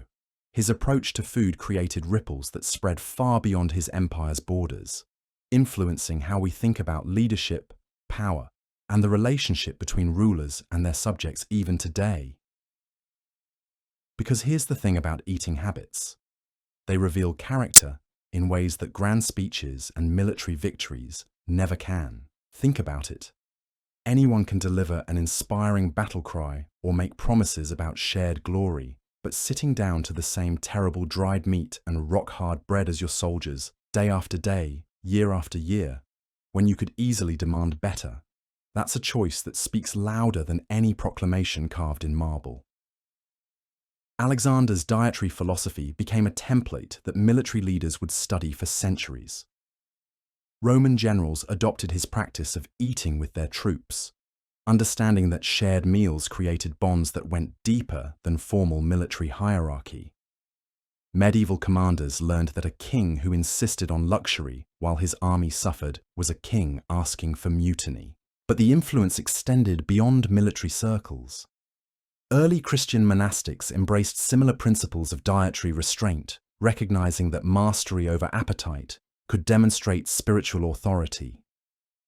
Islamic rulers studied Alexander's example, understanding that leaders who shared hardship with their people earned a different kind of respect than those who ruled from comfort. Even today, successful CEOs and political leaders instinctively understand these dynamics. The executive who eats lunch with factory workers, the politician who shares simple meals with constituents, the military officer who refuses special rations, they're all channeling something Alexander figured out over 2 millennia ago. Authenticity in leadership often comes down to what you're willing to eat and what you're willing to give up. The psychological research backs this up too. Modern studies show that people trust leaders more when they perceive them as sharing common experiences. Food is one of our most basic shared needs, so leaders who demonstrate they have the same relationship with sustenance as everyone else automatically seem more relatable and trustworthy. But Alexander's approach went deeper than just building trust. He understood that discipline in small things enabled success in large ones. A person who couldn't control their appetite probably couldn't control their temper, their spending, or their strategic thinking when things got difficult. Every simple meal was practice in the kind of self-management that empire building required. The economic implications were staggering too. An empire that didn't have to maintain elaborate supply chains for royal delicacies could move faster, operate more efficiently, and adapt more quickly to changing circumstances. Alexander's simple tastes weren't just philosophically sound, they were logistically brilliant. Consider the alternative. History is littered with rulers who demanded luxury even in impossible circumstances. Armies delayed while special ingredients were sourced. Campaigns compromised because someone insisted on proper wine pairings. Resources wasted on elaborate kitchens that could have been used for weapons or fortifications. Alexander avoided all of this by making his needs identical to his army's needs. When supplies were short, everyone suffered equally. When conditions were harsh, no one was exempt. When victory came, the celebrations were shared rather than hierarchical. It was socialism through stomach contents, democracy via dietary discipline. The cultural integration aspects were equally genius. Instead of trying to impose Macedonian food culture on conquered peoples or adopting their customs wholesale, Alexander found middle ground through his consistent simplicity. Lentils were lentils whether you were in Persia, India, or Afghanistan. Basic bread transcended cultural boundaries. Simple meat required no translation. This allowed him to participate respectfully in local dining customs without compromising his identity or sending mixed messages to his diverse army. He could appreciate Persian saffron rice while still preferring plain barley. He could honor Indian hospitality while maintaining Macedonian discipline. Food became a bridge between cultures rather than a barrier. The medical wisdom embedded in his choices becomes more apparent when you consider ancient healthcare limitations. Exotic foods meant unknown risks. Elaborate preparations increased contamination possibilities. Rich meals could incapacitate leaders at crucial moments. By sticking to foods his body understood, Alexander was essentially practicing preventive medicine through dietary conservatism. His approach to alcohol deserves special recognition here.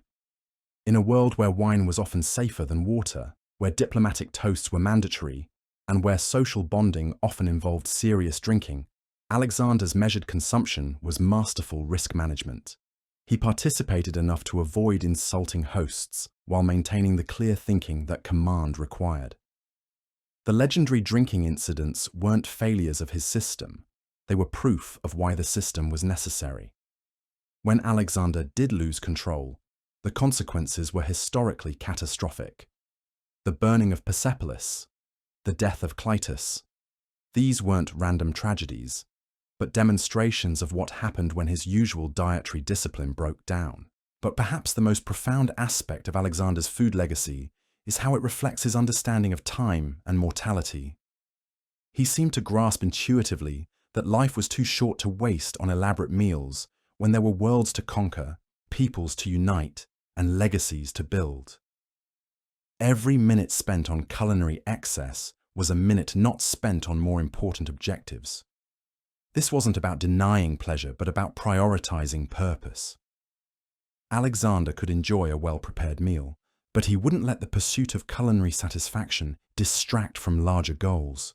Food was fuel for achievement, not an achievement in itself. The environmental consciousness, though unintentional, was remarkable too. An army that ate locally available foods had a smaller ecological footprint than one requiring exotic imports. Alexander's forces adapted to regional diets rather than demanding that regions adapt to their preferences. It was sustainable conquest, if such a thing is possible. Modern military nutritionists studying Alexander's campaigns are struck by how well his instinctive food choices aligned with current understanding of performance optimization. Simple carbohydrates for quick energy, adequate protein for muscle maintenance, consistent hydration, minimal digestive stress during high-performance periods. He was doing sports science before sports science existed. The leadership lessons extend far beyond military contexts too. Any organization facing resource constraints cultural diversity, or high-stress operations can learn from Alexander's approach. Leaders who share the limitations of their teams build stronger, more cohesive groups than those who insulate themselves from common challenges. But there's also a cautionary element to Alexander's story. His dietary discipline was part of a larger pattern of self-control that may have been unsustainable over time. The same iron will that enabled his achievements also isolated him from normal human experiences and relationships. Perfect self-management can become its own form of prison. The question isn't whether we should all eat like ancient Macedonian soldiers, obviously. The question is whether we can learn from Alexander's understanding that our relationship with basic needs reveals our character and shapes our effectiveness as leaders and human beings. In our modern world of infinite food choices, Alexander's example suggests that the most powerful choice might be simplicity. Not because elaborate meals are wrong, but because the discipline to choose substance over spectacle, nutrition over novelty, and purpose over pleasure creates a form of freedom that no amount of culinary luxury can match. The man who conquered most of the known world did it while eating lentils and bread. That's not a limitation. That's a superpower, and it's available to anyone willing to understand that true strength comes not from having everything you want, but from wanting only what serves your larger mission. Alexander's plates may be empty now, but the lessons they held continue to nourish anyone wise enough to understand that how we eat reflects who we are, and who we are determines what we can accomplish. The feast of knowledge he left behind remains as satisfying today as any meal he ever consumed, and unlike ancient provisions, it never spoils or runs out. So the next time you sit down to eat, remember Alexander, not because you should limit yourself to barley porridge and dried figs, but because every meal is an opportunity to practice the kind of discipline that enables greatness. Every choice between luxury and simplicity is a chance to prove that you control your circumstances rather than being controlled by them. The king is dead, but his kitchen wisdom lives on, served fresh to anyone hungry enough for the kind of leadership that changes the world, one simple meal at a time. The ripple effects of Alexander's culinary philosophy didn't stop at military strategy or leadership theory. They fundamentally changed how we think about the relationship between power and restraint, between having everything and needing nothing. Because here's what makes Alexander's story so endlessly fascinating. He didn't just conquer territories, he conquered the very human tendency to let success corrupt your judgment. Picture this scenario that plays out throughout history. A leader rises to power, gains access to luxury, and gradually becomes dependent on that luxury for happiness. Their standards inflate, their needs multiply, and eventually they're so insulated from normal human experience that they lose touch with the people they're supposed to serve. It's a pattern so common, it's practically a law of human nature. Alexander broke that pattern by establishing his dietary discipline before he had access to luxury, then maintaining it even when he could have had anything he wanted. It's like building immunity to corruption by exposing yourself to controlled doses of temptation, while your moral framework was still strong enough to resist. The psychological sophistication of this approach becomes clearer when you consider the alternatives. Alexander could have gradually upgraded his meals as his power increased, justifying each small indulgence as earned reward for his growing achievements. By the time he reached Babylon, he would have been completely dependent on elaborate cuisine for satisfaction, vulnerable to manipulation by anyone who controlled his food supply. Instead, he created a situation where luxury became meaningless, because he genuinely didn't need it. Persian nobles trying to influence him through elaborate banquets found themselves dealing with someone who could appreciate their artistry without being swayed by it. It was diplomatic immunity achieved through dietary discipline. But let's talk about something that often gets overlooked in discussions of Alexander's eating habits: the sheer audacity of maintaining such discipline while surrounded by people actively trying to seduce you with the finest foods in the known world. This wasn't like modern dieting where you avoid the bakery section at the grocery store. This was sitting at tables loaded with delicacies that had been perfected over centuries, prepared by master chefs, served on golden plates, while everyone around you indulged freely. The willpower required for that level of consistent restraint goes beyond normal human experience. It suggests someone who had developed an almost supernatural level of self-awareness and control. Alexander didn't just resist temptation, he made temptation irrelevant by genuinely preferring simplicity over complexity. This created a fascinating psychological dynamic with his subordinates and allies.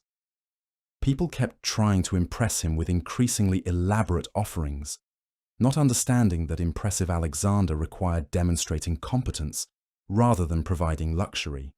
A general who could organize efficient supply lines mattered more than a chef who could prepare exotic sauces. The economic implications of this mindset were revolutionary for the ancient world.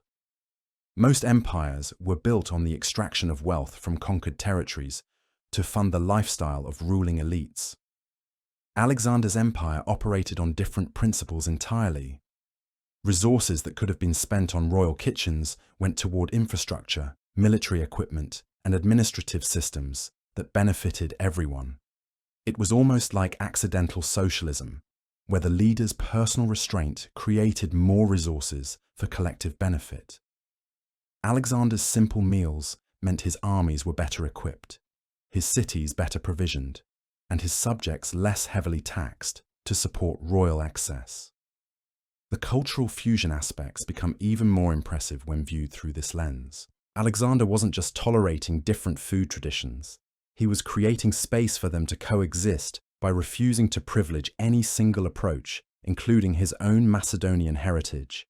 His dietary neutrality allowed conquered peoples to maintain their culinary identity while still participating in the imperial project. This was sophisticated cultural management disguised as personal preference.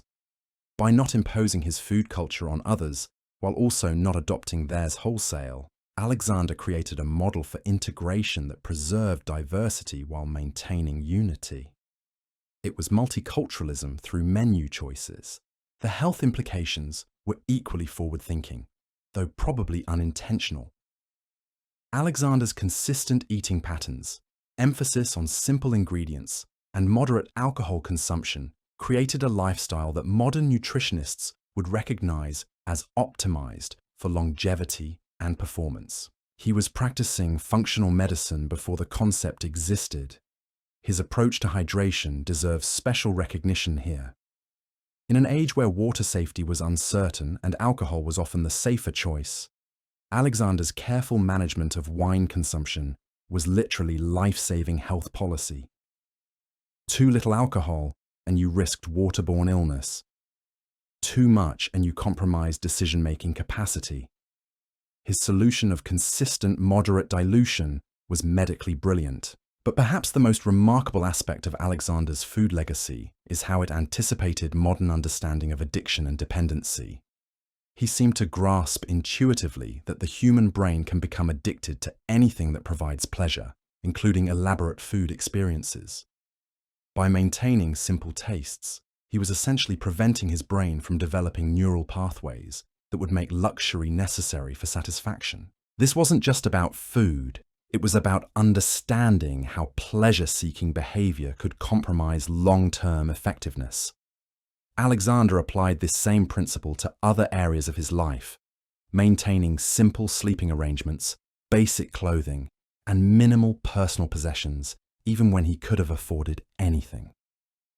The leadership development implications are staggering when you consider them systematically.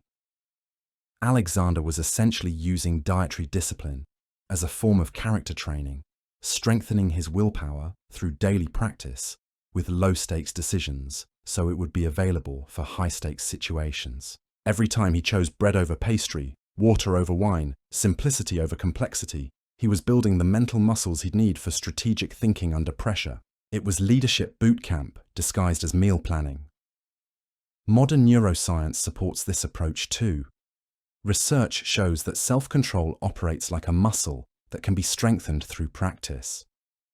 Alexander was unknowingly engaging in the kind of willpower training that contemporary psychology recognizes as essential for sustained high performance.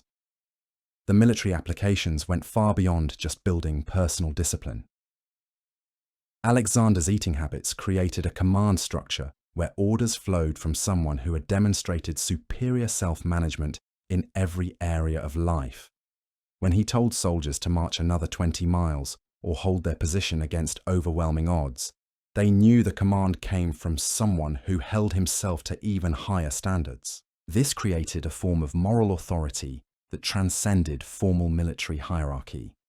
Alexander's commands carried weight not just because of his rank, but because of the daily proof he provided that he was worthy of being followed. Every simple meal was evidence that his priorities aligned with the mission rather than personal comfort. The diplomatic advantages were equally subtle and powerful. Foreign rulers meeting Alexander found themselves dealing with someone who couldn't be influenced through luxury or intimidated by displays of wealth. His simple tastes made him diplomatically invulnerable to the standard techniques of ancient statecraft.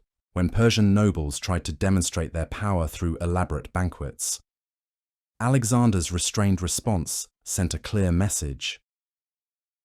"I'm not impressed by what you have because I don't need what you're offering." It shifted negotiating dynamics in ways that military force alone couldn't achieve.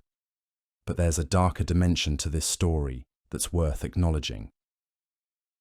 Alexander's extreme self-discipline may have been as much curse as blessing.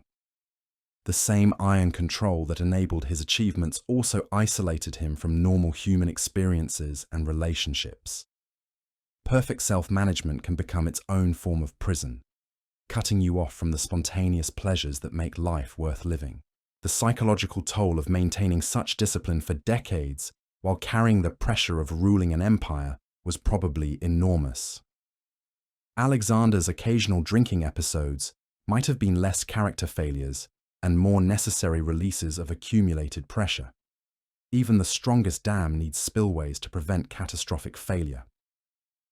This raises important questions about the sustainability of extreme discipline over time. Alexander's approach worked brilliantly for his specific circumstances and goals, but it required a level of self-denial that few people could maintain indefinitely without significant psychological cost. The gender dynamics of his food choices are interesting to consider too.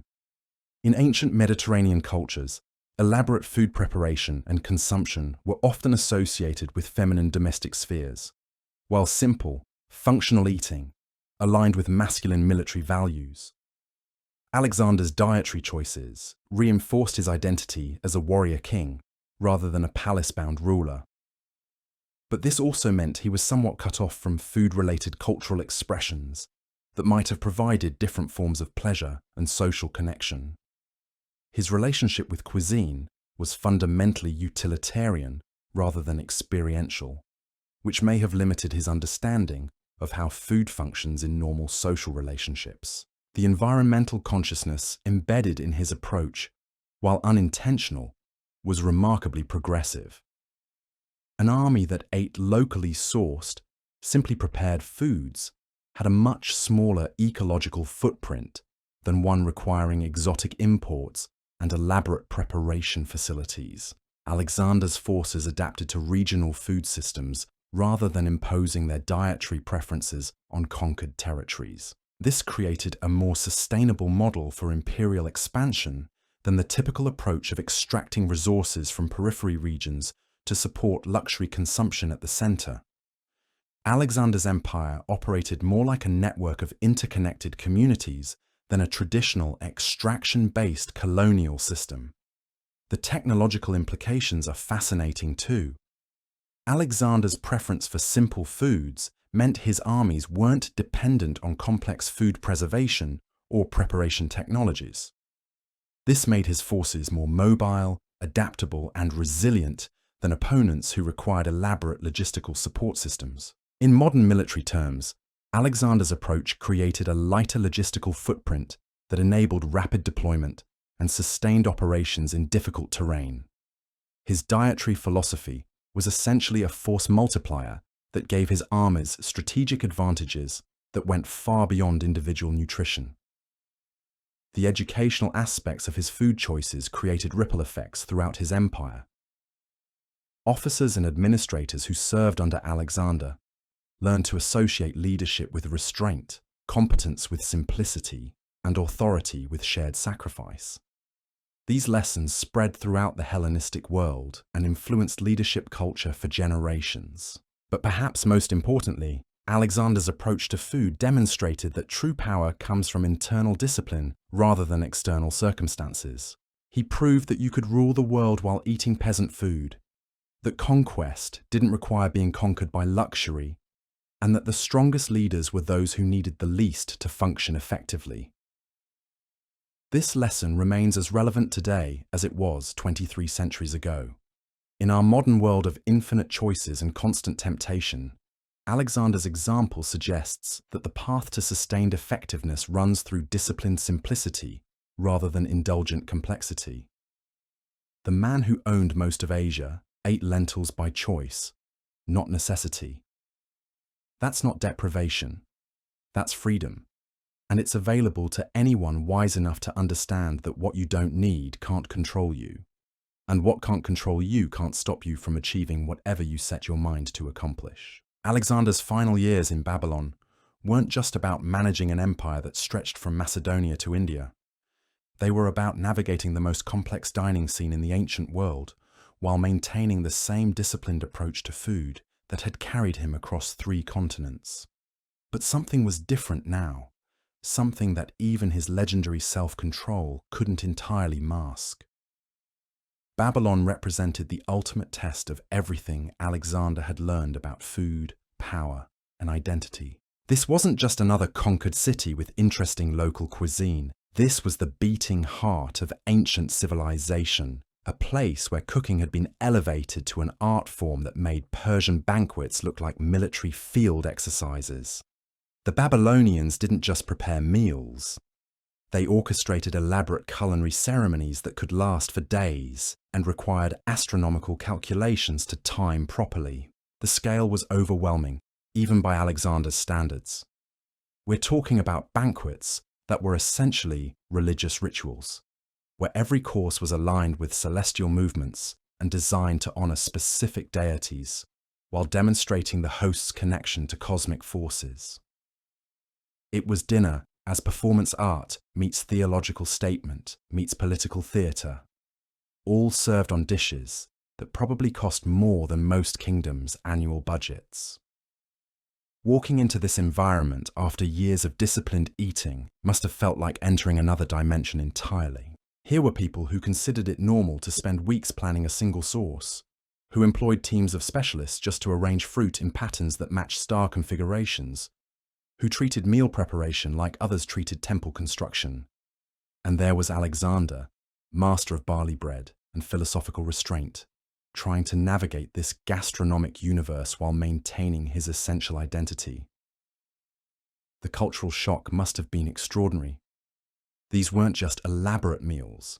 They were elaborate statements about the nature of civilization itself, expressions of a society that had been perfecting its approach to luxury for thousands of years. But Alexander's response was characteristically nuanced.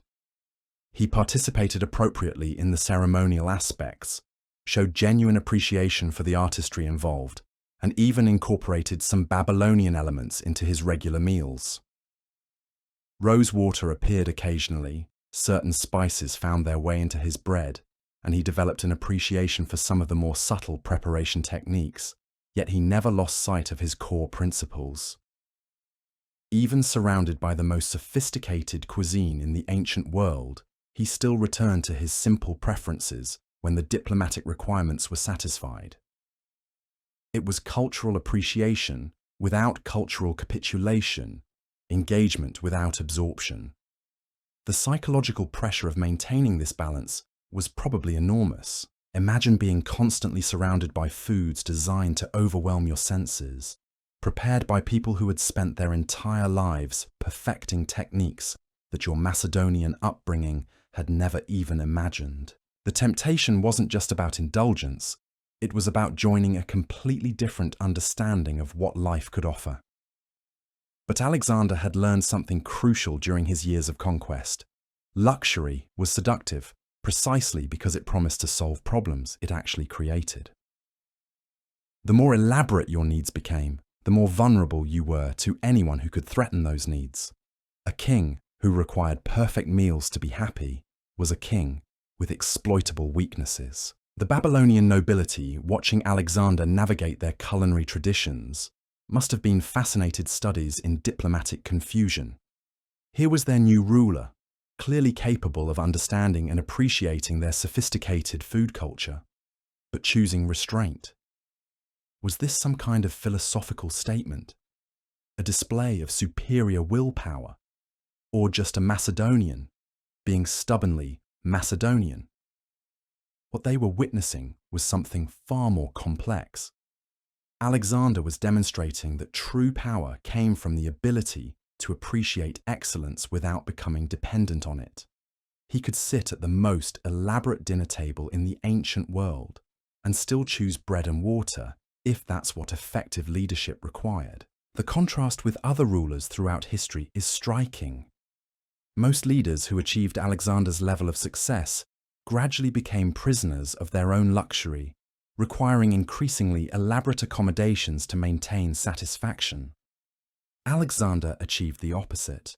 The more power he gained, the simpler his actual needs became. This created a fascinating dynamic, where luxury became meaningless because he genuinely didn't need it. Babylonian nobles trying to influence him through elaborate banquets found themselves dealing with someone who could appreciate their artistry without being swayed by it. It was diplomatic immunity achieved through dietary discipline, but there were signs that even Alexander's legendary self-control was being tested by the sheer intensity of managing an empire this vast and diverse. The constant pressure of making decisions that affected millions of people, the isolation of command, and the psychological toll of years of warfare were all accumulating in ways that even his disciplined approach to eating couldn't entirely address. The drinking incidents became more frequent, though still relatively rare by ancient standards. The famous final banquet, whatever its exact details, represented the convergence of everything Alexander's relationship with food had always embodied. It was discipline and indulgence, cultural appreciation and personal identity, leadership through shared experience, and the crushing isolation of ultimate authority. When Alexander fell ill after that last feast, whether from poison, disease, or simple exhaustion, it marked more than just the end of one man's life. It was the conclusion of an unprecedented experiment in cultural integration and personal discipline that had reshaped the ancient world through the simple act of choosing what to eat. The empire he built would fragment and evolve, but the memory of a leader who ate lentils while sitting on golden thrones, who shared water rations with common soldiers while dining with conquered kings, would become the stuff of legend. Alexander had proven that conquest of the external world meant nothing without conquest of the internal one. His approach to food became a template for leadership that transcended military achievement. The idea that a ruler should share the hardships of those they lead, that discipline in small things enables success in great ones, and that cultural appreciation doesn't require cultural surrender, all found their clearest expression in Alexander's relationship with his meals. In the end, Alexander's greatest victory wasn't territorial, but personal. He had successfully navigated the most seductive cuisines in the ancient world without losing his essential character or compromising the principles that had made his success possible. He had dined with gods and kings while remaining fundamentally the same disciplined young man who had started this journey with nothing but ambition and really questionable breakfast porridge. The last meal was finished, but the lessons it represented would echo through history, carried forward by leaders who understood that how you eat reveals who you are, and who you are determines what you can accomplish. Alexander had shown the world that true conquest begins not with the sword, but with the discipline to choose substance over spectacle, even when you can have anything your heart desires. The question of what Alexander would make of our modern food culture brings us full circle to something profound about human nature and the relationship between choice and character. Because here's what makes his story so endlessly relevant. We live in a world where Alexander's greatest challenges have become our daily reality. Think about it. Alexander had to resist the temptation of Persian luxury and Babylonian sophistication, maybe a dozen times during his entire conquest. We face similar choices every single day. Walk into any modern supermarket, and you're confronted with more food options than most ancient kings ever dreamed of. Every meal is an opportunity to practice the kind of discipline Alexander used to build an empire, or to let our appetites make decisions for us. The modern food industry has essentially weaponized the same psychological tricks that made Persian banquets so seductive. Elaborate presentations designed to overwhelm your senses, exotic ingredients that promise transformation, combinations of fat, salt, and sugar calibrated to trigger maximum craving. We're all living in Babylon now, surrounded by culinary temptations that our ancestors couldn't have imagined. But Alexander's example suggests a different approach entirely. Not the rejection of good food, but the understanding that our relationship with eating reveals and shapes our capacity for larger achievements. Every time we choose nutrition over novelty, sustainability over indulgence, or simplicity over spectacle, we're building the same kind of character muscle that carried Alexander across Asia. The modern obsession with food photography and social media adds another layer that Alexander would probably find fascinating. We've created a culture where meals are performed as much as consumed, where the visual impact often matters more than nutritional value. Alexander's approach of eating for function rather than display seems almost revolutionary in this context. Yet there's something beautifully democratic about his philosophy. You don't need access to exotic ingredients or expensive restaurants to eat like Alexander. Lentils are still lentils, bread is still bread, and the discipline to choose simple, nourishing foods over elaborate alternatives is available to anyone regardless of economic status. The environmental implications of Alexander's approach have become urgently relevant too. His preference for locally available, simply prepared foods created a much smaller ecological footprint than the typical modern diet with its global supply chains and resource-intensive preparation methods. Alexander was practicing sustainability before the concept existed, not from environmental consciousness, but from practical necessity. His understanding that food choices reflect character has been validated by modern psychology too. Research shows that people who can delay gratification and make disciplined choices about immediate pleasures tend to be more successful in achieving long-term goals. Alexander was essentially using meal decisions as character training, strengthening his willpower through daily practice with relatively low-stakes choices. The leadership lessons remain equally powerful. In our modern world of remote work and digital communication, the opportunities for leaders to demonstrate shared sacrifice are fewer, but perhaps more meaningful. The executive who eats lunch with factory workers, the politician who chooses simple meals over elaborate fundraising dinners, the manager who brings their own lunch instead of expensing expensive restaurants, they're all channeling something Alexander understood about authentic leadership. But perhaps most importantly, Alexander's story reminds us that true freedom comes not from having unlimited choices, but from making disciplined choices that serve our larger purposes. In a world where decision fatigue is a recognized psychological phenomenon, there's profound wisdom in simplifying some decisions to preserve mental energy for what really matters. The man who conquered most of the known world while eating peasant food wasn't depriving himself. He was liberating himself from the kind of dependencies that compromise effectiveness and corrupt judgment. It's a lesson that becomes more relevant with each passing year as our world offers more distractions, more temptations, and more opportunities to lose sight of what actually matters. Alexander's empty plates still have something to teach us.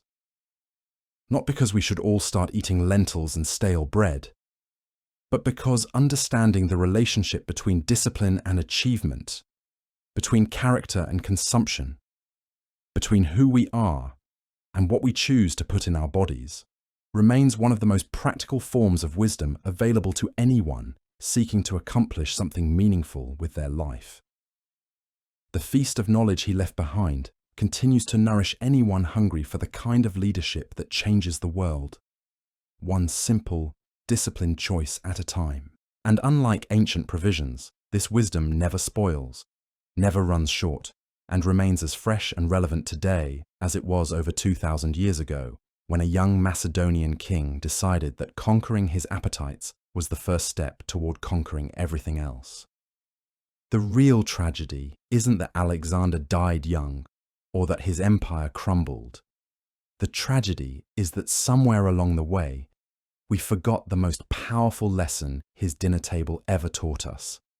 We live in a world that would absolutely baffle him, where abundance has become so normal that scarcity seems like a foreign concept, where choosing simplicity requires more willpower than choosing excess. Walk into any modern grocery store and you're facing more food decisions in 10 minutes than Alexander made in entire months of campaigning. Aisles stretching toward infinity, loaded with products that promise everything from eternal youth to instant happiness, all wrapped in packaging designed by teams of psychologists who understand exactly which buttons to push in your brain. It's sensory warfare disguised as convenience shopping. And yet, buried beneath all that marketing noise and artificial complexity, the same fundamental choice Alexander faced every day is still there, waiting for us. Do we eat to fuel our larger purposes, or do we let our appetites drive our decisions? Do we choose foods that serve our goals, or do we serve foods that undermine our discipline? The modern world has essentially turned everyone into their own personal emperor, complete with unlimited food options and the constant temptation to indulge every craving the moment it appears. But Alexander's example suggests that true power has always come from the opposite direction, not from having everything you want, but from wanting only what serves your mission. Think about the psychological sophistication required to maintain that mindset in our current environment. Alexander only had to resist Persian luxury occasionally. We're bombarded with food advertising, delivery apps, and social pressure to try every new culinary trend that appears on our feeds.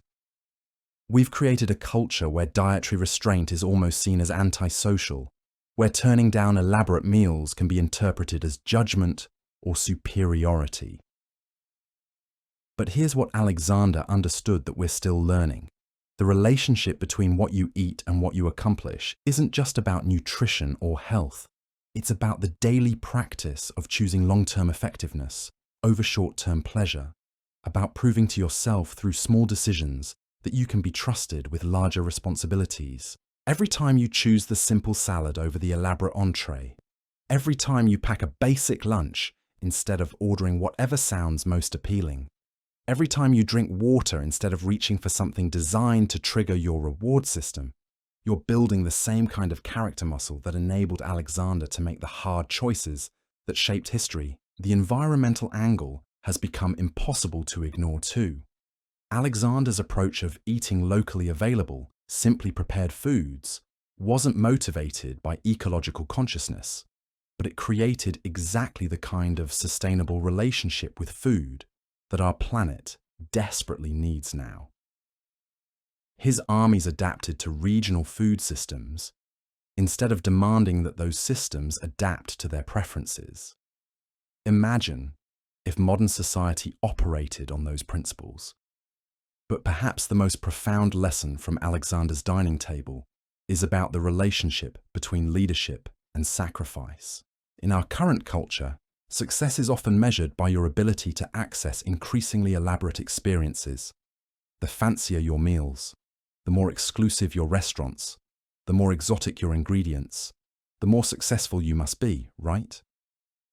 Alexander flipped that equation entirely. For him, the ultimate demonstration of power was not needing anything special to function at peak effectiveness. While other rulers used food to display their status, Alexander used food to demonstrate his strength. He could appreciate elaborate cuisine without being controlled by it, could participate in diplomatic banquets without losing his essential identity. This created a form of psychological independence that was almost impossible to compromise through external pressure. You can't manipulate someone who genuinely doesn't need luxury to be satisfied. You can't undermine someone whose happiness isn't dependent on circumstances beyond their control. You can't corrupt someone who has already chosen simplicity over spectacle as a matter of principle. The modern applications are staggering when you really think about them. In a world where food has become entertainment, where meals are performed for social media, where dietary choices have become identity statements, Alexander's approach offers something radically different: the possibility of eating for function rather than display, for nutrition rather than novelty, for sustainability rather than status. But let's be honest about the challenges too. Alexander's level of dietary discipline required a kind of focus and purpose that most of us don't have access to in our daily lives. He was literally conquering the world, which probably made it easier to justify eating lentils when you knew those lentils were fueling the creation of an empire that would reshape human civilization. Most of us aren't building empires. We're trying to get through Tuesday without losing our minds, managing careers and relationships and responsibilities that feel important, but don't carry the cosmic weight of Alexander's mission. It's harder to maintain Macedonian-level discipline when your biggest challenge is surviving another Zoom meeting rather than crossing the Hindu Kush. Yet maybe that's exactly why Alexander's example remains so relevant, because the principles he discovered scaled down as well as up. The same mindset that enabled him to choose lentils over luxury while ruling half the world can enable us to make disciplined choices about our own smaller but equally important challenges. The key insight isn't that we should all start eating like ancient soldiers. The key insight is understanding that our relationship with basic needs reveals and shapes our capacity for everything else we want to accomplish. The discipline to choose wisely about food becomes practice for choosing wisely about time, money, relationships, and career decisions. Alexander proved that you could rule the world while eating peasant food. We can prove that you can build meaningful lives while maintaining the same kind of principled simplicity, the same focus on substance over spectacle, the same understanding that true strength comes from needing less rather than having more. The feast may be over, but the wisdom remains. Every meal is still an opportunity to practice the kind of character that enables achievement. Every choice between indulgence and discipline is still a chance to prove that we control our circumstances rather than being controlled by them. Every simple, nourishing decision is still a step toward the kind of life that would make Alexander proud. In the end, maybe that's the most fitting tribute to a king who changed the world one lentil at a time. Not to worship his specific choices, but to understand the principles behind them and apply them to our own modern conquest of whatever matters most to us. Because the world is still waiting to be conquered, and it's still going to take the kind of disciplined character that begins with what we choose to put on our plates. The last lesson from Alexander's table isn't about food at all. It's about the recognition that greatness in any era requires the same fundamental choice between what's easy and what's effective, between what feels good now and what serves your larger purpose, between being controlled by your appetites or using them as tools for building something that outlasts your own brief time on this earth. Alexander's legacy lives on, not in marble statues or ancient texts, but in every person who understands that how we eat reflects who we are, and who we are determines what we can accomplish. The meal may be finished, but the choice continues, served fresh with every sunrise to anyone hungry enough to understand that true conquest still begins with conquering yourself. So there you have it, Alexander the Great, master of 3 continents, conqueror of empires, and apparently the ancient world's most committed advocate for eating your vegetables. From Macedonian breakfast porridge that could double as construction material to Babylonian banquets that required architectural support, we've traced the culinary journey of a man who proved that you can literally own half the world and still choose lentils for lunch. The The real story here isn't just about what Alexander ate. It's about what his food choices reveal about leadership, discipline, and the relationship between power and restraint. While other rulers demonstrated their status through increasingly elaborate meals, Alexander showed his strength by needing so little. He built the largest empire in ancient history while eating the same terrible field rations as his soldiers, shared water from helmets in the desert, and somehow managed to navigate Persian luxury and Indian spice markets without losing his essential Macedonian identity. In our modern world of infinite food choices and constant culinary temptation, Alexander's example feels almost revolutionary. The man who could have had anything chose simplicity. The king who owned the spice routes preferred his food unspiced. The conqueror who dined with gods and kings never forgot that true power comes from internal discipline rather than external circumstances. That's not a historical curiosity.